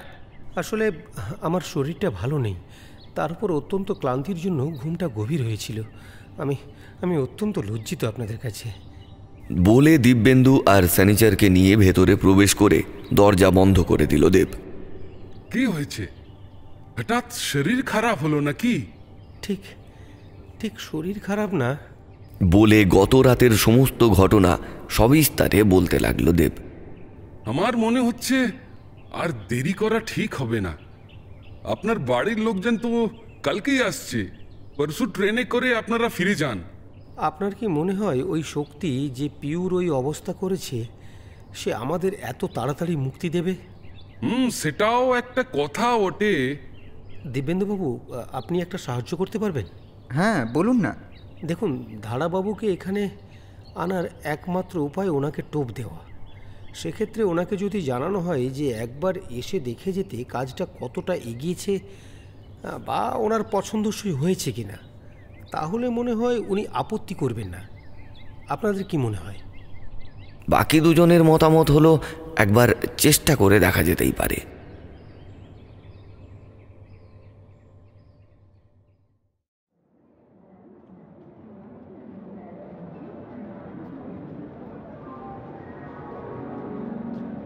ট্রেন থেকে নেমেই দেবকে দেখে চমকে উঠল ওর মা নীলিমা দেবী। এ কি চোখ মুখের অবস্থা হয়েছে তোর? বাড়ির লোকজনকে দেখে দেবের আবেগ আর বাদ মারল না, হাউমাউ করে কেঁদে ফেলল সে। মোহনবাবু তার ছেলে অর্থাৎ দেবকে সান্ত্বনা দিয়ে বৌমাকে দেখতে যাওয়ার কথাটা পারল। দেব কোনো মতে নিজেকে সামলে সকলকে নিয়ে কাঁকে মেন্টাল হসপিটালের উদ্দেশ্যে রওনা দিল। সেখানে পৌঁছে পিউয়ের অবস্থা দেখে সবাই চমকে উঠল। পিউ ওদের দিকে পাথুরে দৃষ্টি নিয়ে তাকিয়ে রয়েছে, যেন ওদেরকে সে চিনতেই পারছে না। পিউয়ের মা মালতী মেয়েকে দেখে ওখানেই মাথা ঘুরে পড়ে যাচ্ছিল। পিউয়ের বাবা ওকে আঁকড়ে ধরে পাশের চেয়ারে বসিয়ে দিল। এই দৃশ্য দেখে পিউ আবার দাঁত বের করে হাসতে লাগলো। কালো ছোপ লাগা দাঁত, চোখ দুটো কটকটে লাল, আর গোটা শরীর ফ্যাকাশে। দুই বাড়ির লোকজন বুঝতে পারল তারা অবস্থাটা যতটা সঙ্গীন ভেবেছিল এটা তার থেকে অনেক গুণ বেশি। দেবের বাবা আর পিউয়ের বাবা দুজনেই ছুটল ডাক্তারের সঙ্গে দেখা করে কথা বলতে। ডক্টর গুপ্তা তার বক্তব্যে অনড়। উনি বললেন, দেখুন, যদি চিকিৎসার বিন্দুমাত্র অবকাশ থাকতো আমরা সেটা অবশ্যই করতাম, কিন্তু ওনার এই সমস্যা আপাত দৃষ্টিতে মস্তিষ্কের সঙ্গে যুক্ত মনে হলেও সেটা কিন্তু নয়। আপনারা নিয়ে যান। এখন তো আপনারা সবাই এসে গেছেন, ওনাকে সময় দিন। আমি আশা করি উনি সুস্থ হয়ে উঠবেন। আর যদি শারীরিক অবস্থার অবনতি দেখা যায় তখন? হাসপাতালের দরজা সবসময় খোলা, তবে আমার দৃঢ় বিশ্বাস সেটার আর দরকার পড়বে না। এখন আপনারা সমস্ত আনুষ্ঠানিক কাজ সম্পন্ন করে নিন। নমস্কার, ভালো থাকবেন। বলে উনি বেরিয়ে গেলেন। দেব আর পিউয়ের বাড়ির লোকজনের বুঝতে অসুবিধে হলো না। ডাক্তার কোনো এক অজ্ঞাত কারণে পিউয়ের দায়িত্ব নিতে চাইছেন না। পিউয়ের বাবা খানিকক্ষণ কি চিন্তা করে তারপর বললেন, যেখানে ঘটনার সূত্রপাত, পিউকে নিয়ে আমরা সবাই সেখানেই যাব। প্রথমে ওনারা আপত্তি করলেও পিউয়ের বাবা, যিনি অল্প বিস্তর তন্ত্রবিদ্যা ও জ্যোতিষচর্চার ব্যাপারে অবগত ছিলেন, তাকে প্রতিহত করবার জন্য আর কেউই চেষ্টা করল না, বরং দেব ওনাকে সমর্থন করল। স্যানিচারকে বলে দুটো জিপ ভাড়া করে ওরা সবাই রওনা দিল রামগড়ের উদ্দেশ্যে। সারা রাস্তা পিউ নিজের মায়ের কোলে মাথা রেখে ঝিমিয়ে রইল। জঙ্গলের মধ্য দিয়ে গাড়ি দুটো যখন চলছে, হঠাৎ একটা বট গাছের কাছাকাছি পৌঁছতেই ওটার ওপর থেকে ঝাঁকে ঝাঁকে কাক বেরিয়ে এসে ওদের জিপ দুটোর ওপর চিৎকার করতে করতে উড়ে গেল। দুই ড্রাইভারের মুখ হঠাৎ করেই পাংশু হলো। আরে এ কি হলো? বাবু, এটা কোনো ভালো লক্ষণ নয়। কিছু একটা অশুভ আমাদের সঙ্গে যাত্রা করছে বলেই আমার মনে হয়। আরে না না, ওসব কিছু নয়। দেখো, এখানে নিশ্চয়ই কোনো পশু প্রাণী মারা গেছে। এরা সেই সব উচ্ছিষ্ট খেতে এসেছে, জিপের আওয়াজ পেয়ে ভয়ে উড়ে চলে যাচ্ছে। আরে চলো চলো, আর দেরি করা ঠিক হবে না। আমি না হয় আরও কিছু টাকা তোমাদের বাড়িয়ে দেবো। চলো চলো। ড্রাইভার দুজন আর কথা না বাড়িয়ে চুপচাপ জিপ নিয়ে বেরিয়ে গেল। এদিকে ওই কাকের আওয়াজে ঝিমিয়ে থাকা পিউয়ের মধ্যে একটা অস্থিরতা লক্ষ্য করলেন মালতী দেবী। কিন্তু কাউকে কিচ্ছু বুঝতে না দিয়ে তিনি পিউকে চেপে ধরে বসে রইলেন। মালতী দেবী বুঝতে পেরেছিলেন পিউয়ের ব্যাপারটা যদি ড্রাইভাররা বুঝতে পারে তাহলে কিছুতেই ওরা দেবের কর্মস্থলে নিয়ে যেতে চাইবে না। বিকেল নাগাদ ওরা গিয়ে পৌঁছল সেই মহলের কাছে। ড্রাইভার দুজন ওদেরকে কোনো মতে নামিয়ে টাকা পয়সা সমস্ত কিছু বুঝে নিয়ে পড়ি কি মরি করে গাড়ি নিয়ে হাওয়া। পিউয়ের বাবা অর্থাৎ রাঘববাবু সমস্ত বাড়িটা গভীর মনোযোগ সহকারে পর্যবেক্ষণ করছিলেন। এমন সময় তার নজর পড়ল বীরসার ওপর। তুমি কে? গম্ভীর গলায় প্রশ্ন করল রাঘববাবু। বাবু, আমি এখানকার চৌকিদার, নাম আমার বীরসা। এখানে কতদিন ধরে আছো? যবে থেকে দেববাবু এখানে এসেছেন। এই মহলের ব্যাপারে কি জানো? বাবু, এটা আসলে একটা ভূতিয়া মহল আছে। এখানে যে আসবে সেই মরবে। তুমি তাহলে বেঁচে আছো কিভাবে? বাবু, আমি এই বাড়ির কোনো ক্ষতি করতে চাইনি, বা এখানে যে অদৃশ্য আত্মারা থাকে ওকে উৎখাত করতেও চাইনি। তাই হয়তো রেহাই পেয়েছি। কিন্তু এই মহলের উপর যাদের কোপ পড়েছে তাদের কোনো রক্ষে নেই। পিউ তো কোনো ক্ষতি করেনি, তাহলে তাহলে ওর উপরে কেন প্রতিশোধ নেওয়া হচ্ছে? আমি বলছি।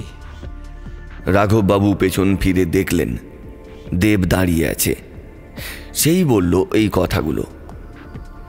তারপর দুজনে ঘরের ভেতর ঢুকে দেব এই মহলের সম্পূর্ণ ইতিহাস বলল। শুনে চোয়াল শক্ত হয়ে গেল রাঘববাবুর। তিনি বললেন, ধারাবাবুর লোভের কারণে আজ আমার নিরীহ মেয়েটার এই দুর্দশা। তবে এত তাড়াতাড়ি আমি হেরে যাব না। রাত্রে পিউয়ের সামনে খাবারের থালা রাখা হলো। চিত হয়ে চোখ বন্ধ করে শুয়েছিল পিউ, তার হাত পা বাঁধা।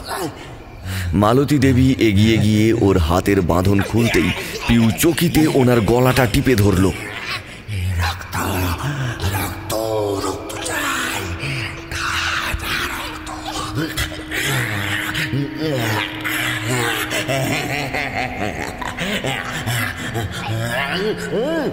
মালতী দেবী ছটপট করতে লাগলো। নিঃশ্বাস নেওয়ার আপ্রাণ চেষ্টা চালাতে লাগলো সে। রাঘববাবু তাড়াতাড়ি মেয়ের কপালে নিজের বুড়ো আঙুলটা চেপে বিড়বিড় করে কি যেন মন্ত্রপাঠ করতে লাগলেন। পিউ মাকে ছেড়ে ধীরে ধীরে চোখ বন্ধ করল, আর কিছুক্ষণের মধ্যেই চেতনা লোপ পেল তার।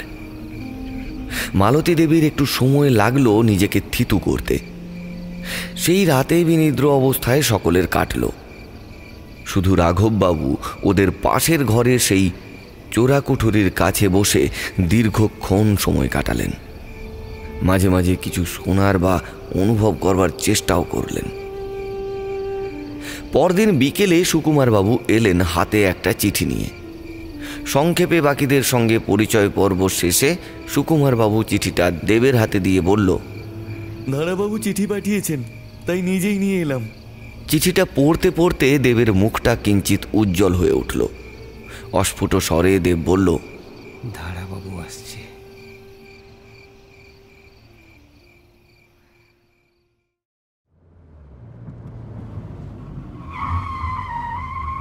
জিপ থেকে নেমে মহলে প্রবেশ করতেই মাথায় আগুন জ্বলে উঠল ধারাবাবুর। মূল প্রবেশদ্বারের পাশেই দেব দাঁড়িয়েছিল। তাকে দেখে ধারাবাবু চিৎকার করে বললেন, মস্করা হচ্ছে আমার সঙ্গে? এই তোমার কাজে গিয়েছে? কয়েকটা দেওয়াল ভেঙে আর কিছু জায়গা পরিষ্কার করে আমাকে ডেকে পাঠিয়েছো কাজের বহর দেখাবার জন্য? আওয়াজ নিচু করে কথা বলুন, চিৎকার আমিও করতে পারি। এত বড় আস্পর্ধা তোর? আমার টাকায় তোর সংসার চলে আর আমার উপর চোখ রাঙানি? আজকেই তোকে আমি চাকরি থেকে বরখাস্ত করলাম। ইতিমধ্যে ধারাবাবুর পেছনে এসে দাঁড়িয়েছেন দিব্যেন্দু আর স্যানিচার। দাঁড়ান ধারাবাবু, শুধু দেব না, তার সঙ্গে আমরাও আপনার সঙ্গে কাজ করা থেকে নিজেদের বিরত করলাম। কেন? তোমাদের কি অসুবিধে? আপনার মতো ইতর লোভী শ্রেণীর প্রাণীদের সঙ্গে কেউ কাজ করা পছন্দ করবে না। চোপড়াও, অর্বাচীনের দল বয়োজ্যেষ্ঠদের সঙ্গে কিরকম ভাবে কথা বলতে হয় শেখনি? বয়োজ্যেষ্ঠ ব্যক্তিরা যদি বয়োজ্যেষ্ঠদের মতো ব্যবহার করতে না পারে তাহলে তাকে সহবত শেখানোটা দরকার হয়ে পড়ে। আপনি জানেন, আপনার এই লোভের জন্যে আজ একটা নিষ্পাপ প্রাণ মৃত্যুর সঙ্গে পাঞ্জা লড়ছে। ওর যদি কিছু হয়ে যায় তাহলে দুটো পরিবার ছারখার হয়ে যাবে। রাঘববাবু ঘর থেকে বেরিয়ে এসে বললেন, উনি ওদের কথাবার্তা ঘর থেকে শুনতে পেয়ে বেরিয়ে এসেছিলেন। মানে আমি কিসের লোভে পড়ে কার ক্ষতি করতে যাব? আর আপনিই বা কে? আমি পিউর বাবা, আমার সঙ্গে আসুন। রাঘববাবু ধীর গতিতে ধারাবাবুকে নিয়ে ঘরের মধ্যে প্রবেশ করলেন। ধারাবাবু ঘরের ভেতর ঢুকতেই তার চোখ গিয়ে পড়ল বিছানায় শুয়ে থাকা পিউয়ের ওপর। আঁতকে উঠে দুপা পিছিয়ে এসে বললেন, ওকে। ওর কথা শুনে পিউ একবার ওর দিকে চাইল। কি অমানসিক সেই দৃষ্টি! গালের কষ বেয়ে গ্যাজলা জাতীয় কিছু একটা গড়িয়ে পড়ছে, মুখ দিয়ে ঘড় ঘড় একটা আওয়াজ। তার পাশে বসে দুই প্রৌঢ়া আর এক প্রৌঢ় শূন্য দৃষ্টিতে তাকিয়ে আছে। আপনার লোভের ফসল ধারাবাবু। এর প্রত্যুত্তরে কোনো কথা বলতে পারল না ধারাবাবু। তিনি ব্যবসায়ী মানুষ, সারা জীবন কি করে আয় বাড়াতে হয়, কিভাবে ব্যবসা বাড়াতে হয়, এই সব হিসেব করতে করতে মনুষ্যত্ববোধটাই হয়তো হারিয়ে ফেলেছেন। আর সেই কারণে এই হাঁটুর বয়সী দুই তরুণ তরুণীকে মৃত্যুর মুখে ঠেলে দিয়েছেন তিনি। নিজের মেয়ের মুখটা হঠাৎ করেই মনে পড়ে গেল একবার তার। আপনি জানতেন না এখানে বিপদের সম্ভাবনার কথা? দেখুন দেখুন, আমি কোনো অজুহাত দেব না, আমার আরও সাবধান হওয়া উচিত ছিল। আমার এই স্বপ্নের প্রকল্পটি তৈরির জন্য প্রথমে শ্রীনিবাস নামক এক ইঞ্জিনিয়ারকে নিযুক্ত করি। কিছুদিন কাজ করার পর সে সম্পূর্ণভাবে উবে যায়। আমি খোঁজ নেওয়ার চেষ্টা করি, কিন্তু কোনো রকমভাবেই যোগাযোগ স্থাপন করতে পারিনি। এখানকার আদিবাসীদের মুখে শুনি বঙ্গা নামক কোনো দেবীর অভিশাপের বলি হয় ওই ইঞ্জিনিয়ার। একটু থামলো ধারাবাবু। একটু জল পাওয়া যাবে? তারপর একটু জল চেয়ে ঢক ঢক করে সেটা পান করে আবার বলতে শুরু করলেন, আমি যদিও সেটাকে এখনকার অশিক্ষিত লোকেদের অন্ধবিশ্বাস ভেবে সেসবে কর্ণপাত না করে আবার নতুন উদ্দীপনায় নতুন ইঞ্জিনিয়ার খোঁজা শুরু করলাম, কিন্তু সেরকম ইঞ্জিনিয়ার পেলাম না যে কিনা এখানে এসে কাজ করতে উৎসাহী হবে। এই মহলটা একই রকমভাবে পড়ে রইল। আমারও মাথা খারাপ হতে লাগলো। এত টাকা এটার পেছনে ঢেলেছি, এখন তো কাজটা সম্পূর্ণ না হলে আমার বিশাল ক্ষতি। তাই জন্যে আপনি আপনার বোধ বুদ্ধি সমস্ত কিছু জলাঞ্জলি দিয়ে অন্যের জীবন নিয়ে খেলা করতেও পিছপা হননি? আমি দুঃখিত, তবে সম্পূর্ণটাই লোভের বশবর্তী হয়েই আমি এই কাজটা করিনি। তোমাকে প্রথমে আমি নিযুক্ত করেছিলাম আমার অন্য একটা প্রকল্পের জন্য, সেটা কলকাতার কাছে, কিন্তু কিছু সরকারি বিধিনিষেধের কারণে প্রকল্পটি শুরু হতে দেরি হচ্ছিল।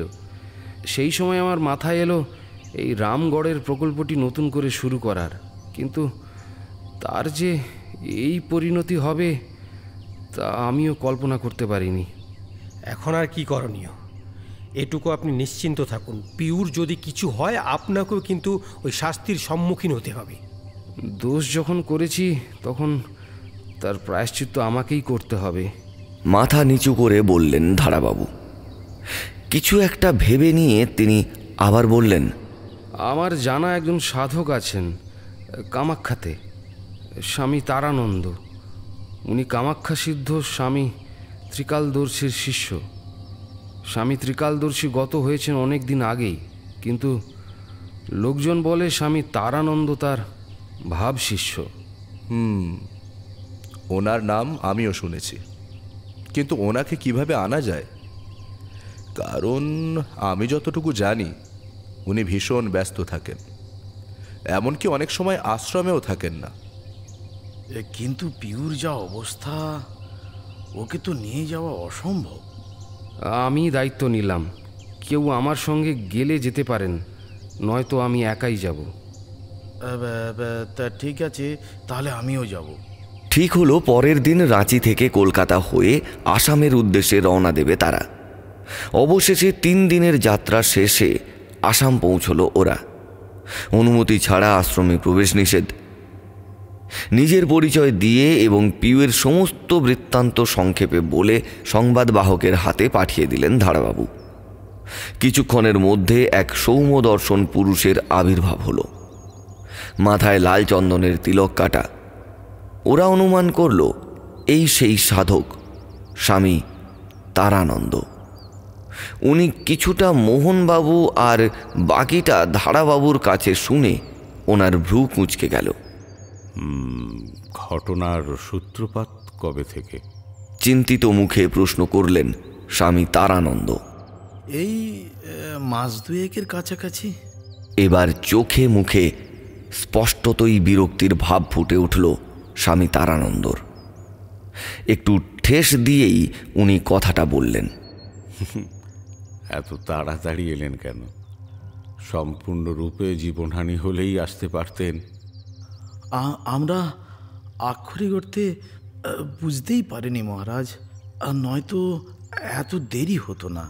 কলকাতায় গন্ডগোলের কারণে আমাদের আসতে দেরি হয়। পিউকে মেন্টাল হসপিটালে ভর্তি করানো হয়েছিল, কিন্তু কোনো উপকার না হওয়াতে ওকে পুনরায় ফেরত পাঠিয়ে দিয়েছে হাসপাতাল। সব অসুখের সমাধান হাসপাতালে হয় না। যাই হোক, তাড়াতাড়ি করুন, আজই আমরা রওনা দেব। আপনারা একটু অপেক্ষা করুন, আমি কয়েকটা জিনিস গুছিয়ে নিয়ে আসছি।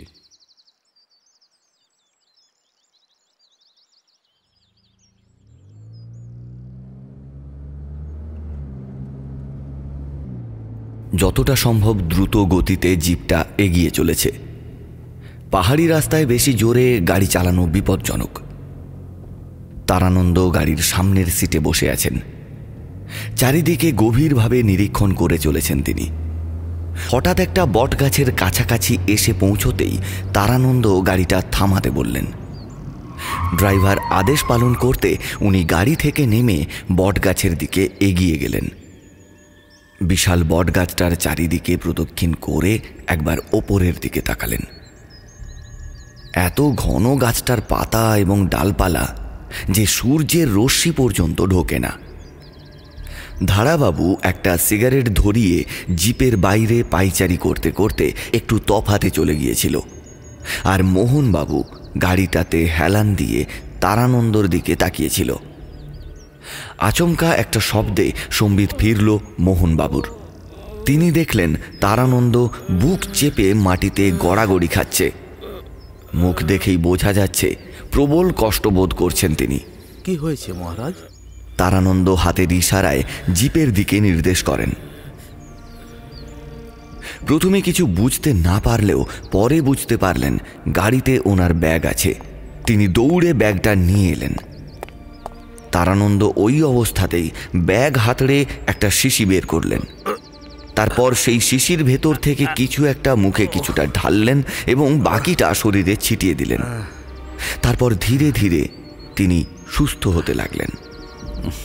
বড্ড ভুল করে ফেলেছি, আমার আরো সচেতন হওয়া উচিত ছিল। তারানন্দ স্বগতোক্তি করে উঠলেন। মোহনবাবু কিছু বুঝতে না পেরে বললেন, আগে আমি এই অদৃশ্য শক্তিকে যতটা শক্তিশালী ভেবেছিলাম তার থেকে অনেক বেশি শক্তিশালী। এই মন্ত্রপুত গঙ্গা জলের বোতল আমার সঙ্গে রাখা উচিত ছিল। ইতিমধ্যে ধারাবাবু আর চালক সেখানে এসে উপস্থিত। কি হয়েছে সেই ব্যাপারে জানতে যাবে এমন সময় তারানন্দ বলে উঠলেন, চলুন, গাড়িতে যেতে যেতে বলছি। গাড়িতে বসে উনি ড্রাইভারকে জিজ্ঞেস করেন, আচ্ছা, এই বট গাছটার নিচে বা আশেপাশে কোনো হত্যা হয়েছিল? হ্যাঁ, একটা ভবঘুরে জাতীয় লোককে কেউ ভয়ঙ্করভাবে হত্যা করেছিল। তার মাথাটা না সম্পূর্ণভাবে পেছন দিকে ঘোরানো ছিল। অন্যমনস্কভাবে জবাব দিয়েছিলেন তারানন্দ। জিপটা যখন সেই বিশালাকার মহলের সামনে এসে দাঁড়ালো তখন সন্ধে প্রায় ঘনিয়ে এসেছে। রাস্তায় আরও 2-4টে তাৎপর্যপূর্ণ ঘটনা ঘটেছে, যেটাতে স্বামী তারানন্দ বেশ ভালোভাবে প্রমাণ পেয়েছেন যে সেই অদৃশ্য শক্তি তাকে কিছুতেই মহলের কাছে আসতে দিতে চায় না। পূর্ববর্ণিত প্রথম ঘটনার পর ওরা কিছুটা এগিয়েছে।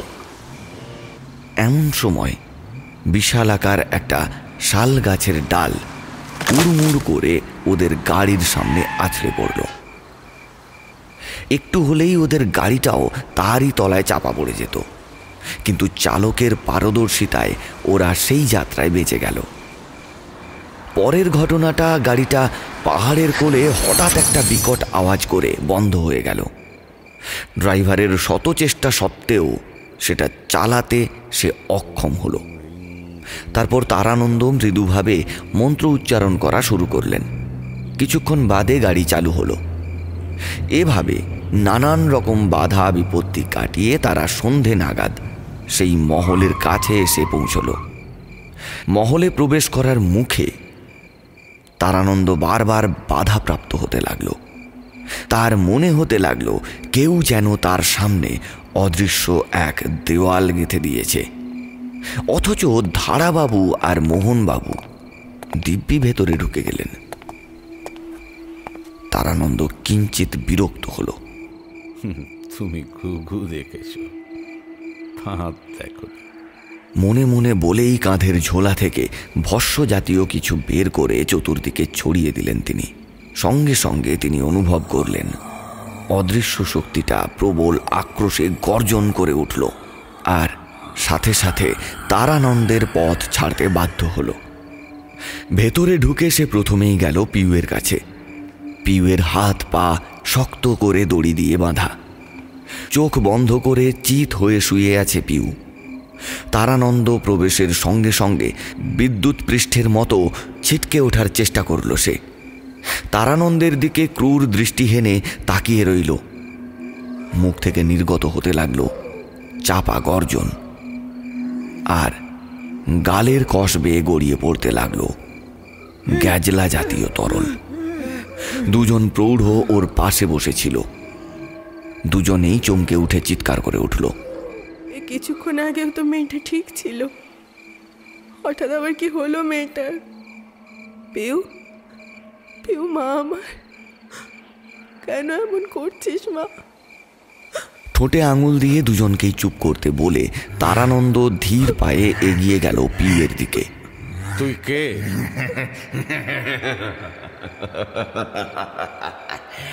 কেন আমার নাম জেনে কি করবি তুই? পারলে মেয়েটিকে উদ্ধার করে দেখা দেখি। উদ্ধার তো আমি করবই, কিন্তু তারপর তোর কি হবে সেটা বুঝতে পারছিস? পণ্ডিত, আর মাত্র 3 দিন, তারপর এই মেয়েটি পুরোপুরি আমার হয়ে যাবে। আর এর যা অবস্থা করে ছেড়েছি, তাতে বেশি বাড়াবাড়ি করলে 3 দিন অপেক্ষা করতে হবে না।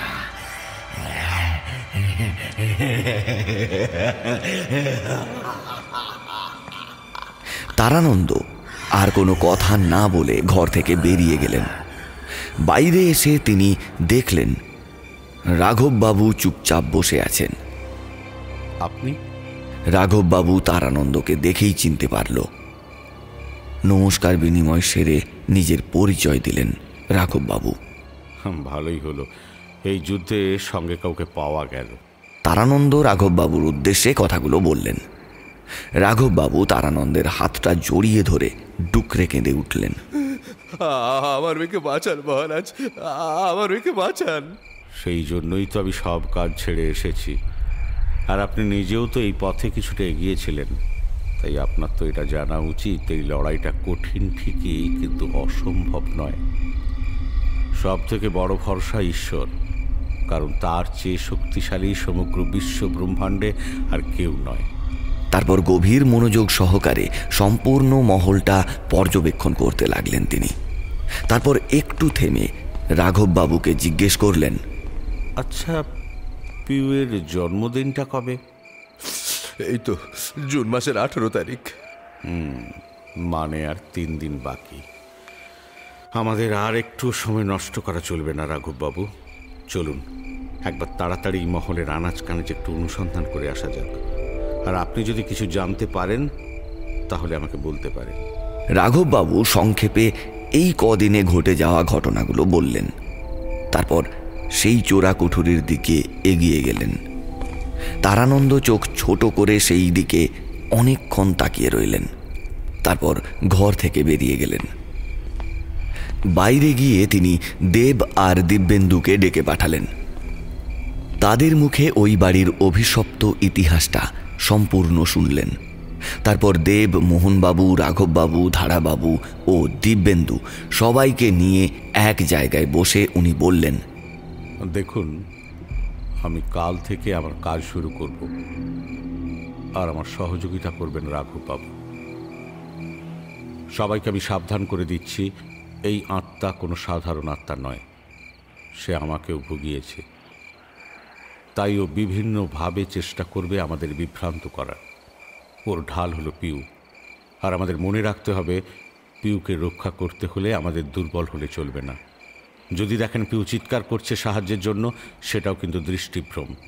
বা যদি দেখেন আমাকে হত্যা করা হচ্ছে, সেটাও একটা ভেলকি। একদম বিচলিত হবেন না। আমার কাছে মহৌষধি আছে, মন্ত্রপুত মাদুলি, সেটা আমি সবাইকে দেব। কাল ভোরে সূর্য ওঠার আগে স্নান সেরে সেই মাদুলি ধারণ করতে হবে। ওটা পরার পর একমাত্র ফল আর জল ছাড়া অন্য কোনো কিছু গ্রহণ করা নিষিদ্ধ। বলছিলাম, এক আধটা সিগারেট। কিন্তু তারানন্দের অগ্নিদৃষ্টির সামনে মাঝপথেই কথাটাকে থামিয়ে দিতে হলো ধারাবাবুকে। একটা তরুণীর প্রাণের চেয়ে আপনার সিগারেটটা বড় নয়। আচ্ছা আচ্ছা আচ্ছা আচ্ছা আচ্ছা, ঠিক আছে। এবার শুনুন, কাল সকালে আমার দেখা পেতেও পারেন, নাও পেতে পারেন। যদি না পান তাহলে রাঘববাবু আপনাদের নির্দেশিকা দিয়ে দেবেন। এই সম্পূর্ণ ব্যাপারটা দেবের মা আর শাশুড়িকে বলার দায়িত্ব রাঘববাবুর। তবে সাবধান, পিউয়ের সামনে কোনো কথা বলা যাবে না। আর কারোর কোনো প্রশ্ন আছে? আচ্ছা, এতে কি কারোর কোনো প্রাণ সংশয় হতে পারে?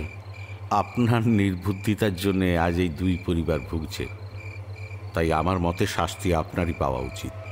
পরক্ষণেই ধারাবাবুর কাঁচুমাচু মুখ দেখে একটু হেসে তারানন্দ বললেন, এখানে সবার প্রাণ রক্ষার দায়িত্ব আমার। কারোর যদি প্রাণ সংশয় হয় সেটা আমার হবে। যান, কালকের জন্য মানসিক আর শারীরিক প্রস্তুতি নিন।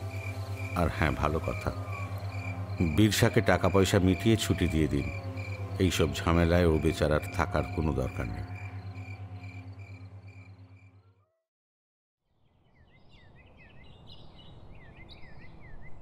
সকলে স্নান সেরে ধোয়া কাপড় পরে তারানন্দের দেওয়া মাদুলি ধারণ করল। সকলেই অল্প বিস্তর ফলাহার সেরে ফেললেন, কারণ এই প্রক্রিয়া কতক্ষণ চলবে কেউ জানেন না। পিউয়ের বাঁধন খুলে দেওয়া হয়েছে।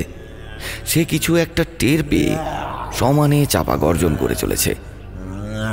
একবার দেবের জামা খামচে ধরবার চেষ্টা করেছিল, কিন্তু ছ্যাঁকা লাগার মতো কিছু একটা লাগাতে সে ছিটকে সরে গেল। সবার দিকে সন্নিগ্ধ দৃষ্টিতে তাকিয়ে পুরুষ কণ্ঠে বলে উঠল, কিছুই করতে পারবে না, ও আমার শিকার, ওকে আমি নিজের সঙ্গে নিয়ে যাবই,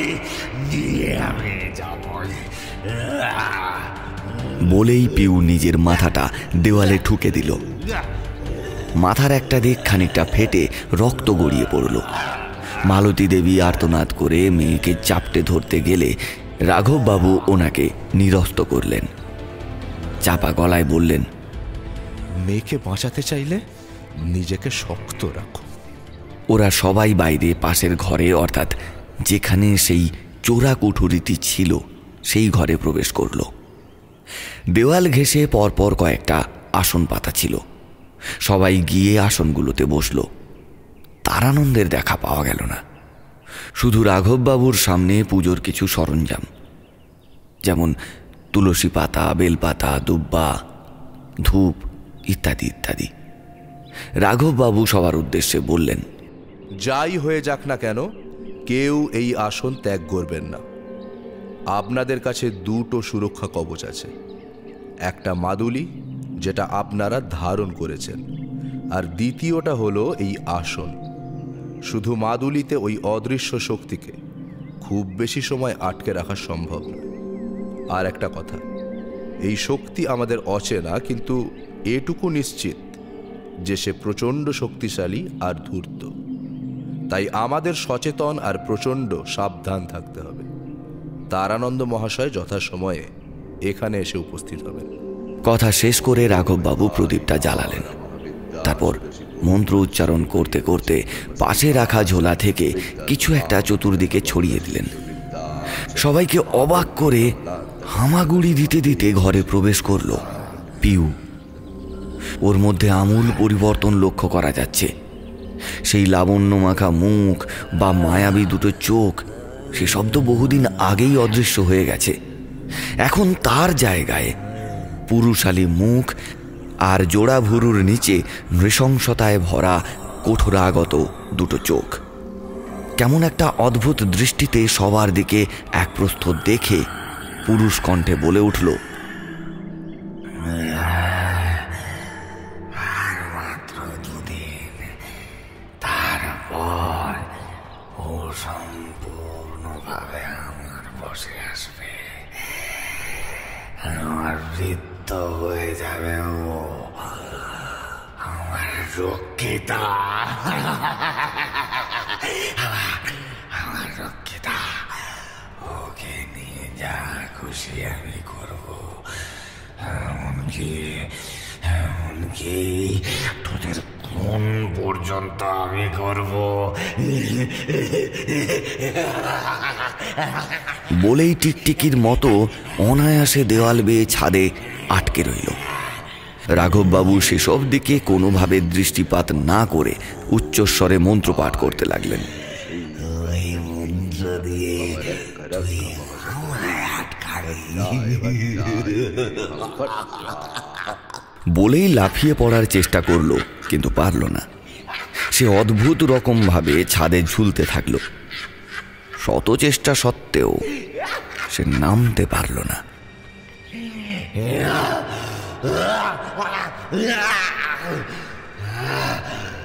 তোদের এত বড় সাহস, আমার সঙ্গে চালাকি। বলেই ছাদের ওপর মাথা ঠুকতে লাগলো সমানে। শান্ত হও, শান্ত হও পিউ। মনে জোরানো জোরানো জোরানো। ওর কবল থেকে নিজেকে মুক্ত করার চেষ্টা করো পিউ। ওর কবল থেকে নিজেকে মুক্ত করো পিউ, পিউ, পিউ। পিউ ডুকরে কেঁদে উঠল।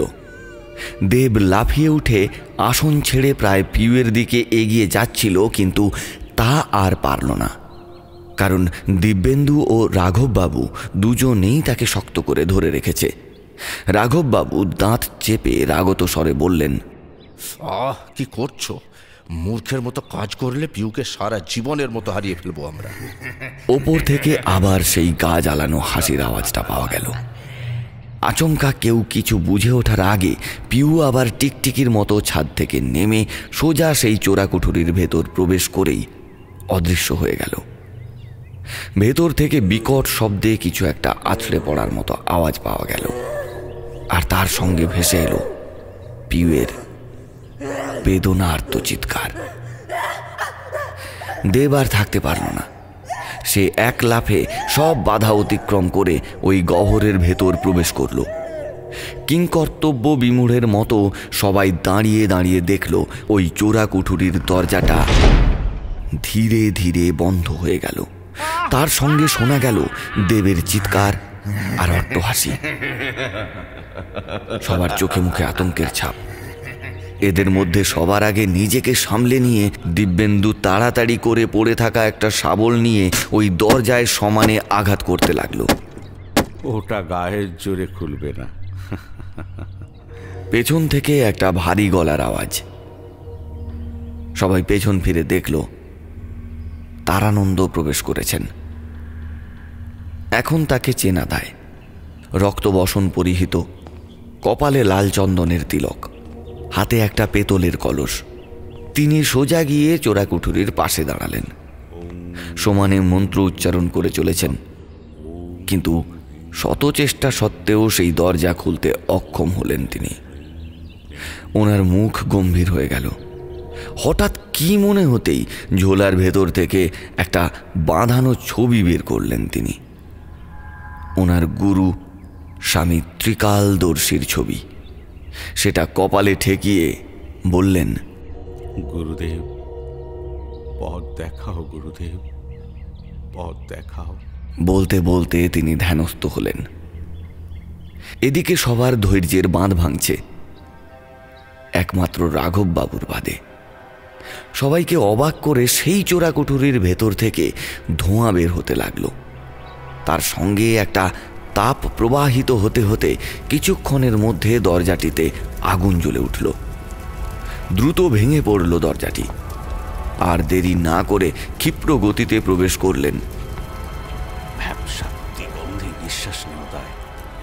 রাঘববাবু, টর্চটা নিয়ে নিচে আসুন। তার আগে আপনার ঝোলায় যে ভস্মটা আছে সেটা সারা শরীরে মেখে নিন। চাপা গলায় কথাগুলো বললেন তারানাথ। রাঘববাবু নির্দেশ পালন করলেন। ওরা ভেতরে টর্চের আলো ফেলতে দেখতে পেল একটা বিশাল চাতালের মতো জায়গা, আর ইতিউতি নরকঙ্কাল ছড়িয়ে ছিটিয়ে আছে। তার মধ্যে একজনের কঙ্কাল তুলনামূলকভাবে সাম্প্রতিক, হাতে ঘড়ি পরা, যদিও সেটা বন্ধ। দুজনেই বুঝতে পারল কঙ্কালটি হতভাগ্য শ্রীনিবাসের। এবার ওদের চোখ পড়ল মুখ থুপড়ে পড়ে আছে দেব। তাড়াতাড়ি ওর কাছে যেতেই দেবের শরীরটা হাওয়ায় ভাসতে লাগলো। তার সঙ্গে ছাদের থেকে কান ফাটানো হাসির শব্দ। ওরা ওপরে তাকাতেই ধূপ করে ওদের সামনে পিউ লাফিয়ে পড়ল। কিন্তু কোনো এক অজ্ঞাত শক্তির কারণে পিউয়ের শরীরটা হাতখানেক দূরে গিয়ে পড়ল। ক্রুদ্ধ গর্জন বেরিয়ে এলো ওর মুখ থেকে। পরক্ষণেই আবার দেবের অজ্ঞান শরীরটা শূন্যে ভাসিয়ে ছুঁড়ে ফেলে দিল মেঝেতে। এরকম বেশিক্ষণ চললে দেবের প্রাণহানি ঘটে যেতে পারে। আপনি একটা কাজ করুন, বীরসিংহের দেহাবশেষ খুঁজে বের করুন। মনে রাখবেন, ওর শরীরের সাথে বোল্ডার বা বড় পাথর জাতীয় কিছু দিয়ে বাঁধা ছিল, তাই খুঁজে পেতে খুব একটা অসুবিধা হওয়ার কথা নয়। এদিকটা আমি দেখছি, তাড়াতাড়ি করুন, তাড়াতাড়ি করুন। বলেই পিউয়ের দিকে তারানন্দ কিছু একটা ছুঁড়ে মারতেই সে কুঁকড়ে গেল। সেই সুযোগে তারানন্দ দেবের কাছে গিয়ে ভস্য জাতীয় কিছু একটা মাখিয়ে দিল। পিউ নিজেকে সামলে আবার আক্রমণ হানার জন্য ঝাঁপিয়ে পড়ল দেবের ওপর, কিন্তু তীব্র চিৎকারে সে ছিটকে পড়ল। কতক্ষণ আমাকে আটকে রাখতে পারিস? কথাটা সম্পূর্ণ শেষ হলো না। একটা ঘড় ঘড় করে ভারী কিছু টানার আওয়াজ। ওদের দুজনেরই চোখ এখন সেদিকে। বেশি খুঁজতে হয়নি, তোর খেলা শেষ বীরসিংহ। এবার বল, তুই ওই মেয়েটাকে ছাড়বি নাকি আমি ছাড়াতে বাধ্য হব? সেটা কিন্তু তোর জন্য খুব একটা ভালো হবে না। চুপ করে পিউ কিছুক্ষণ বসে উল্টো দিকে দৌড়ে পালালো। রাঘববাবু সেদিকে ধাওয়া করতে যেতেই তারানন্দ ওকে চেপে ধরে বললেন, এখানেই থাকুন, পিউয়ের কিচ্ছু হবে না। আপনি বরং চট করে ওই দেহাবশেষের সৎকারের ব্যবস্থা করুন। ইতিমধ্যে দেবের জ্ঞান ফিরে এসেছে। ওর চোখ মুখের অবস্থা দেখে বোঝাই যাচ্ছে ওর শরীরে বেশ ব্যথা রয়েছে। আমি কোথায়? আর পিউ কোথায়?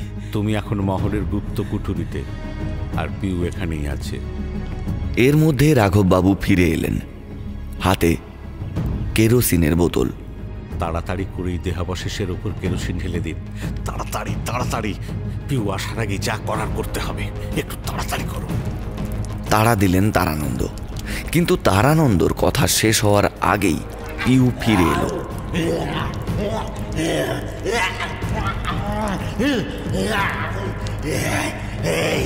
কি করেছিস তুই? কি করেছিস? এই কুটুরি থেকে পালাবার গুপ্ত দরজা দিয়ে আমি বেরোতে পারছি না কেন? আমি কি করেছি? তোকে তো বলেইছিলাম তোর খেলা শেষ। এবার দেখ রাঘব বাবু, আপনি আগুন জ্বালান। পিউ কিছু বোঝার আগেই দাউ দাউ করে জ্বলে উঠল বীর সিংহের দেহাবশেষ। তীব্র আর্তনাদ করে পিউ লুটিয়ে পড়ল মাটিতে। দেব তাড়াতাড়ি করে পিউয়ের মাথাটা নিজের কোলে তুলে তাকে ডাকতে লাগলো।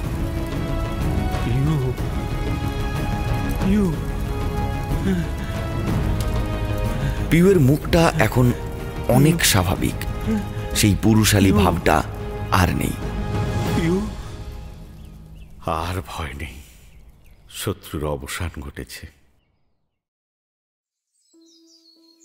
গরম ধুমায়িত চায়ের কাপে চুমুক দিতে দিতে তারানন্দ আয়েশ করে বসে ধারাবাবুর উদ্দেশ্যে বললেন, হ্যাঁ, এবার আপনি সিগারেট ধরাতে পারেন, যদিও শরীরের পক্ষে ওটি অত্যন্ত ক্ষতিকারক। ধারাবাবু উৎসাহিত হয়ে চা সহযোগে একটা সিগারেট ধরালেন। পিউ নিস্তেজ হয়ে শুয়ে আছে। বেচারির ওপর দিয়ে প্রায় মাস দুয়েক এত প্রবল ধকল গেছে। সুকুমারবাবু একজন স্থানীয় ডাক্তারকে ডেকে এনেছেন। উনি পরীক্ষা নিরীক্ষা করে বড় হাসপাতালে ভর্তির পরামর্শ দিয়ে গেলেন। দেব আর দিব্যেন্দু গেছে কলকাতায় ফেরার টিকিট কাটতে। আচ্ছা, কাল রাতে আপনি কোথায় গিয়েছিলেন? আমার সন্দেহ ছিল এই গুপ্ত কক্ষের একটা প্রবেশ পথ যেমন আছে, তেমনই একটি চোরা পথ বেরোবারও আছে। সেইটাই সন্ধান করতে গেছিলাম। ওই পথ আমি মন্ত্রপুত পাথর দিয়ে আটকে দিয়েছিলাম, তাই বীরসিং আর বেরোতে পারেনি। ও যদি একবার বেরিয়ে যেতে পারত, তবে পিউকেও শেষ করে দিত, কারণ বীরসিং বুঝে গেছিল ওর ধ্বংস অনিবার্য। বলে থামলেন তারানন্দ। তারপর ধারাবাবুর দিকে তাকিয়ে উনি বললেন, কি ধারাবাবু, এবার আবার কবে কাজ শুরু করবেন? না, আর না। ভয় থাকুক বা নাই থাকুক, এই রাজবাড়িটা অভিশপ্ত। এখানে নিরীহ মহিলাদের অশ্রু গড়িয়ে এই মহলের মাটি ভিজিয়েছে। তাই এই সম্পত্তি আমি সরকারকে দিয়ে দেব। ওরা যা ভালো বুঝবে তাই করবে। সেটাই ভালো, সেটাই ভালো। এরপর কেটে গেছে বেশ কিছু মাস। এখন ওরা সবাই কলকাতায়। দেব এখন একটা প্রসিদ্ধ নির্মাণকারী প্রতিষ্ঠানের চিফ ইঞ্জিনিয়ার। পিউ সম্পূর্ণ সুস্থ হয়ে পুনরায় লেখালেখির কাজ শুরু করেছে। দুই বেয়াই বেয়ান সবাই খুব খুশি, যদিও সেই বিভীষিকাময় দিনগুলোর কথা মনে পড়লেই ওরা এখনও শিউরে ওঠে। তবে সব ভালো যার শেষ ভালো। কিন্তু সত্যি সত্যিই কি তাই? ওরা জানতেও পারল না একদিন বীরসা ওই মহলে এসে উপস্থিত। সে ভেতরে ঢুকেই দেখতে পেল যে দুটো ঘর দেব মেরামত করে বাসযোগ্য করে তুলেছিল, সেগুলো ঠিক সেরকমই আছে। বীরসা ঠিক করল যে সে তার পরিবারকে নিয়ে এখানেই বসবাস করবে। অন্তত ওর ওই মাটির ঘরের থেকে তো অনেক বেশি বাসযোগ্য এটা। এদিক ওদিক একটু ঘোরাঘুরি করে দেখে যখন বেরোতে যাবে, এমন সময় ঠুক করে একটা আওয়াজ পাওয়া গেল। আওয়াজের উৎস সন্ধানে সে ঘরের ভেতর প্রবেশ করল, আর সঙ্গে সঙ্গে তীব্র আর্তনাদ করে উঠল সে। তার চোখের সামনে অন্ধকার নেমে এলো। তারপর সব শান্ত হয়ে গেল। বীরসা জানত না, বরং বলা যায় ওর জানার কথাও না, যে বীর সিংহের এক উত্তর পুরুষ অর্থাৎ দীন সিংহের কাকার অতৃপ্ত আত্মার সৎকার তখনও হয়নি। প্রত্যক্ষদর্শীদের বয়ান অনুযায়ী দীর্ঘ সন্ধান চালানোর পরেও বীরসার কোনো হদিশ পাওয়া যায়নি। প্রশাসনের পক্ষ থেকে এখন মহলটি পরিত্যক্ত বলে ঘোষণা করা হয়েছে।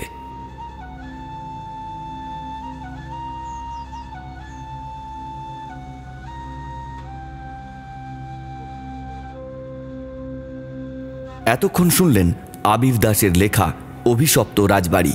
গল্পকার আবির দাসের কাছে আমরা চিরকৃতজ্ঞ আমাদের পাশে থাকার জন্য।